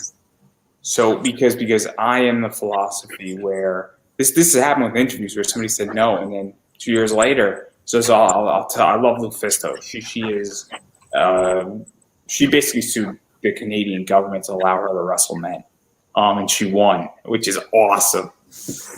But I figured there's some Canada facts and kick those dudes' asses. I said, kick those dudes' asses. They deserve it. She threw a few chairs. Good. She's a hardcore wrestler. She's like the lady of hardcore. Nice. And there's a match with Josh Alexander, who's also Canadian, and that's one of the greatest Canadian wrestling matches of all time. And it is an intense match, and it is a scary match. The point I'm trying to make is that I asked Lufisto in my 2nd year doing stuff. I then reached out to her 6 years later. I said, hey, I reached out to you. How cool? I don't know if you're interested. If you want to shoot on them for 45 minutes, be my guest. And I was like, man, this was awesome. And it's one of my favorite interviews because I was beyond privileged. Right. But the idea is that I don't go and say, well, fuck you, you didn't be on my show the first time, never again. Because I don't know where people are going to be, but I'm not going to be circling back. And I think people sort of get the sense of that. And also, I have certain associations, but again, I'm neutral in comics. I don't have an affiliation because I don't believe in affiliations. The irony is that, like, the way you approach these people is exactly how other people should approach you, right? So, like, this wrestler that you're talking about, first time they weren't there for it, and the second opportunity they were like, fuck yeah. And you weren't like, well, you weren't there for me when I need. You were like, yeah, it's cool. Everybody's in a different place. Now you're at a higher level. This is going to be much better for me. I really appreciate the opportunity, right? People right now are seeing you as like a stepping stone towards something that they want, and they think they're just going to leave you behind. The irony is you ain't going nowhere.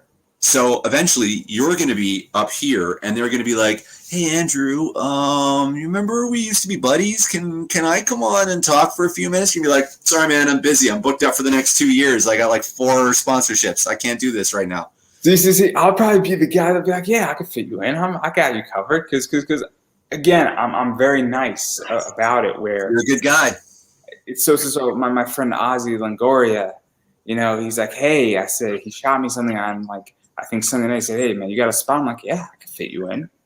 And Ozzy's been good to me. And I'm like, yeah, I can take care of you. I got no problem. It was also a weird Wednesday where I did have the ability to do it because I had all of Wednesday and my parents were out. So I had the house to my entire self. So I was in a weird position where I actually had a lot of freedom. I'm like, sure, let's do it. And so I don't know, man. Like, I guess I come from a different world, and that's where I'm at. And yeah, that might be exactly what it is. Maybe you're just looking at the world differently than these people do, and that's not necessarily a bad thing, It seems like whatever you're doing is working. Yeah, I hope so, because it feels like a failure. I'm not gonna lie, like everything feels like, and this is something, and I'm curious how you feel about this. Because the way I feel is that getting a sponsor is beyond hard, and my sponsor paid me up front, so obviously Mixam trusts me apparently a lot. But also, I think they realize I'm not running away. I think that that's something that happens in artists, and I think they trust me enough at this point because they see that I did. They paid me upfront for the first one too, which was crazy. Well, you've also proven that you're very consistent. They've probably been watching you for a while. It might have been a fan that works for you. You know, like who knows how this trajectory occurred. I just reached out to them. I said, hey, I said, hey, why don't we talk? When are you available to talk? And I sent that same message to another company, and that company never got back to me. And then I just wanted to make some 4 ads for $30 because that's all I was thinking I was going to get. And then they countered me with a much better offer, and I thought I blew the pitch.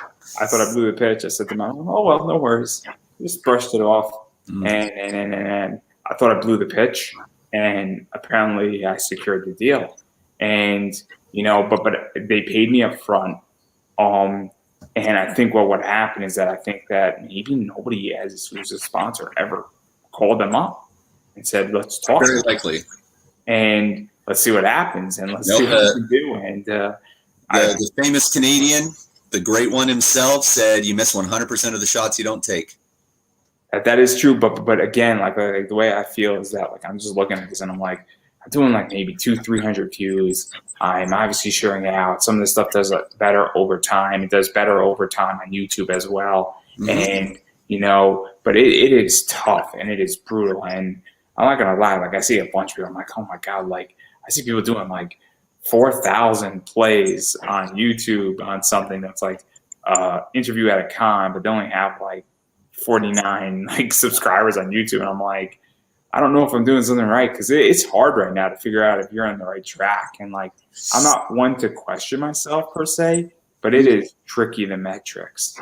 Well, I think if you're really, if you're pursuing perfection, you'll always feel like there's more you could do. You'll always feel like you're failing in some respect. That's my feeling, at least, because I always feel like I'm not at the level I want to be. But I also think that not everything is measured in views, right? Or subscriptions. I think that's one metric, and it's important. I'm not saying you should ignore it, but I think that there's other things that you should consider. You should consider the caliber of people you have to interview, and the way that the community responds to you, and the way they receive you. And the thing is, like, so let's use Joe Rogan as an example, since he's like the guy, right? He's sort of like the godfather of this shit. Howard Stern too. Sure, but I think Joe Rogan is a little more of a better parallel because he was purely digital, right? He didn't do the radio thing. So Rogan had been doing it for like 9 years or something like that before it actually did anything. Before he had any like real interesting interviews. Before that, it was just shooting the shit with people, and he never pursued it as something. He just got good at it from doing it so often. So there's something to be said for just frequency of effort. Yeah, I agree with that. It's just, you know, it is sometimes where I'm like, oh my God, I have nothing this week. Like, you ever have a week where you're just like, fuck. Like, also December doesn't help me. I don't know if that makes any sense. Yeah, December sucks for everybody. So that's my entire thing, and it's just like so weird in my life because, and it's not easy to do this, and like, no. Also, you know, it is.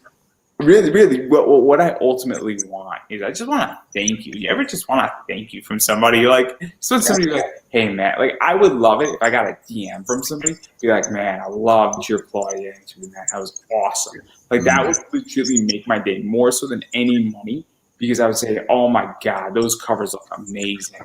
I didn't know she did Doctor Who. She did an Assassin's Creed cover. Like, if I got messages like that, that would be awesome. Like, that would make me feel so good in so many ways. It's interesting that I'm a cheap date. No, it's interesting that I don't want to say that we're ending this conversation, but we're approaching the end of the third hour, so I think it's probably the end of the conversation. Interesting that we're ending the conversation with you saying that you would really like a private message saying thank you for your interview when you started this conversation by saying, fuck the comments, bro. I don't pay attention to that shit. These people are just here to see me. So, like, maybe there's something to, like, maybe if you engaged a little more, you might get a little more of the private message back, right? It's a bit of a feedback loop. So what I would love is that when I share it into like a Facebook group, for instance, on replay, like I would appreciate if someone says, "Oh man, I didn't even know that this like Cowboy Bebop thing was out there," and like I comment back when people engage on replay. Yeah. And so for me, I just appreciate when somebody says, "Oh man, like I thoroughly enjoyed that. I saw it." Like somebody says, I really appreciate when people say, "Oh man, this is a cool interview." I'm like, "Oh, I like it," and I said, "Oh, thanks for checking it out." Like that to me seems so much like that means a lot. It goes a long way because just like when somebody comments on your comic book, it's it says, "Oh man, I loved your Apex story," or like, "Oh dude, that cover is sick. Like your variant cover is awesome." So that's where I'm at, but I don't know how you want to end it because I'm gonna let you end it. I get you. I guess all I would say to wrap it up is if you're looking on Facebook for positive reinforcement, you're in the wrong neighborhood, homie. That's what people do there. That's what people do to set fire to cars. I just need a nude shot of Chuck Pino. That's what I really need. A new what? A nude shot of Chuck. Yeah. Well, there will be plenty of time for that down the road. I figured we would throw that out there because I just wanted to see your reaction. No, I love Chuck Pino, and Chuck Pino is an amazing human being. Everyone loves Chuck Pino because they get him in small doses. After you know him for 25 years, the shine wears off. Let me tell you. I'm only saying this because he's going to watch it later. I'm going to send this to him. Honestly, Chuck is one of the kindest and funniest. Hands down, one of the funniest dudes I've ever known. And I have the privilege of hanging out with his little brother all the time, which is amazing. And Chuck, I just don't get to see him directly anymore because he's all the way down in Texas. But, man, I love that guy. I'm going to let you end it. Yeah, no, I'll be doing his interview in a couple weeks, actually. So that'll be... I'm practice for him. Yeah, are you going to do Chuck's podcast? I did it early on. Yeah, how'd you like it? I did it almost like a year ago. Do you want to do it again? I would love to do it again if he has space. I'll see if I can make it happen. I mean, I'll just shoot him. I'll just say, "Hey, fit me in whenever you can." Yeah, I'm sure he would. Yeah, he likes to cut to your jib. I hope so. But obviously, I want people who haven't been on his show yet to come first, especially if they have a Kickstarter or something going on, because I'm having a project coming out in January, and obviously, I'm funding season 3 of the Kickstarter. So for me, I would prefer to do media in January because that's when I'm going to be the most active, and it makes sense for me to do media when I actually have something to promote versus doing something when I don't have anything to promote. So obviously that's kind of where I'm at. I would suggest reaching out to him now to make sure that there's time for you in January because he's a busy dude as you've seen. Yeah, I'm just waiting for issue 3 of his book. That's all I want. Yeah, that's all I want. You man, Belial is gold. That shit is awesome. So I don't know how we end this now. Well, I have control over the entire device. So you have to instruct me what to do, or I have one last question. What do you have in terms of plans for 2022? Be as specific or as general as you like for what you have planned for Andrew Davis and conversations in pop culture. Yeah. So obviously I sort of teased it, but I'm launching the Kickstarter in January for funding of the podcast, ad space, guest spot guarantees, some cool metal cards with some interesting people who are really going to become superstars in the next few years, and some of them might already be superstars that I'm working on. So that's one way how to support me. and check that out. And I'm going to be doing at least another 150 interviews next year, because I have Mixam as a sponsor, and I owe them another 40 spots. And yeah, so I got some more comic people coming on. I got some more wrestlers, more cosplayers, and definitely want to get back into voice actors. And so that's coming. And then one of the cool things that I want to do if we reach stretch goals is do indie comic book theater. So what I want to do at least once a month or maybe every other month is we pick a book, and I have a list of certain books that are already there, and Chuck's book might be in that list. And we get a bunch of people together and we act out characters, and we bring the comic to life, and we read it collectively together, and on a live stream, and we have a good time, and we're reading the first issue. So, well, I know you've got a long list of guests that you're going to have pegged for that, and voice actors are in there. But if there's room for me, I'm down, man. So there's going to be no voice actors in indie comic book theater, because it's an indie comic book, and the goal and the thought process behind it is that it's good content, it's fun content, it gets a book out, and then when people have Kickstarters for their next book in the series, they could actually include that link into the Kickstarter. Beautiful. As a marketing tool, so that, and then also you could boost their sales when it airs live. So there you go. So I'm not just thinking about me, I'm thinking about it as a marketing tool. So that's kind of what I got going on. That's fucking brilliant, dude. Yeah, no, I think it's going to be fun, and I'm hoping that you can get it going, and it's a fun stretch goal. And yeah, it's a great idea. It's for everybody, meaning that I know it's not quote unquote traditional stretch goal for all. It's for backers and non-backers. Mm-hmm. But I got a question for you now, because obviously you were interviewing me, and I'm taking back control of my show. So. In hour 3, I'm taking control back of the show, because we're taking Joe Rogan on in length here. But the second person has done this, almost 3 hours. But where can people find you? Because you got a lot of stuff going on. So Apex is out there. Your link tree, I think you put all that stuff up above as well.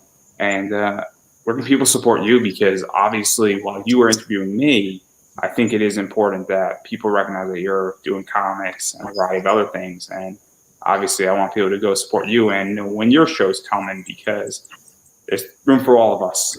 There is. I fully agree. I really appreciate that, man. Speaking of imposter syndrome and feeling like a failure, it always surprises me when people say you have a lot on the go. And I think back, I'm like, oh, yeah, I do have a lot on the go.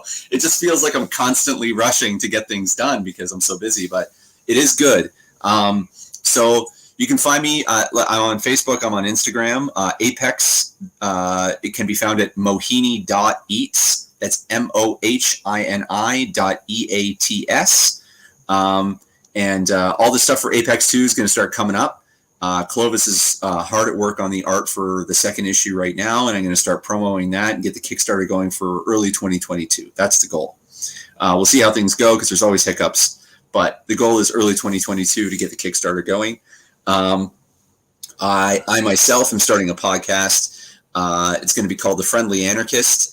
And the idea is that I feel like the binary of liberal, conservative, Democrat, Republican, socialist, fascist, whatever terms you want to use is extremely limiting. I don't think that there's two ways to look at things. I think there's a billion ways to look at things. And I kind of want to explore ideas from as many angles as possible and see if we can come to some common ground, something that we can all agree on, or at least mostly not hate. So that's my goal with that. And other than that, my band has started a production company called Primal Note. We have a YouTube channel where we're doing live performances and interviews with bands here in the Toronto scene and the GTA scene. We're hoping to expand from here. Rehearsal spaces are almost completely shutting down in Toronto. One of the biggest companies for rehearsal spaces is shutting down effective in the next couple months. So hundreds of bands are going to be out of a jam space. And so we're starting our own. We've already got the legwork done for that. So that's happening in the new year. And then that's going to be turned into Primal Note Studio, where we're going to be doing live streams, performances, interviews, starting our own thing, and doing lots of content. So keep an eye on Primal Note on YouTube as well.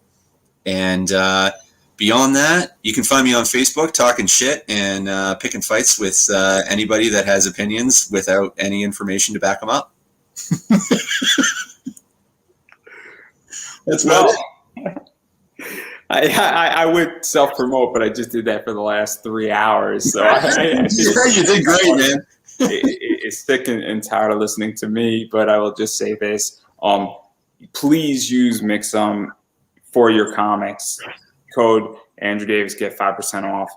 And obviously, you know, and this is not in my best interest, but I get everybody has their printing preference. I like Mixam. Mixam's been good to me, but I get it with printers. But even going further, please also use Pop Anime Comics at BCW Supplies when you're bagging and boarding, because I buy in $500 increments, and 10% off of $500 is $50.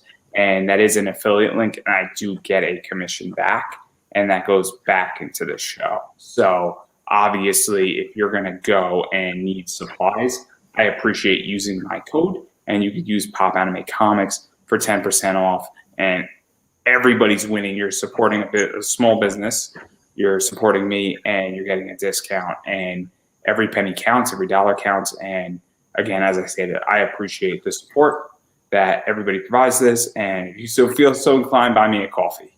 You know, you're more than welcome to do that, but I get it. So on that note, I believe that is a wrap. Yep.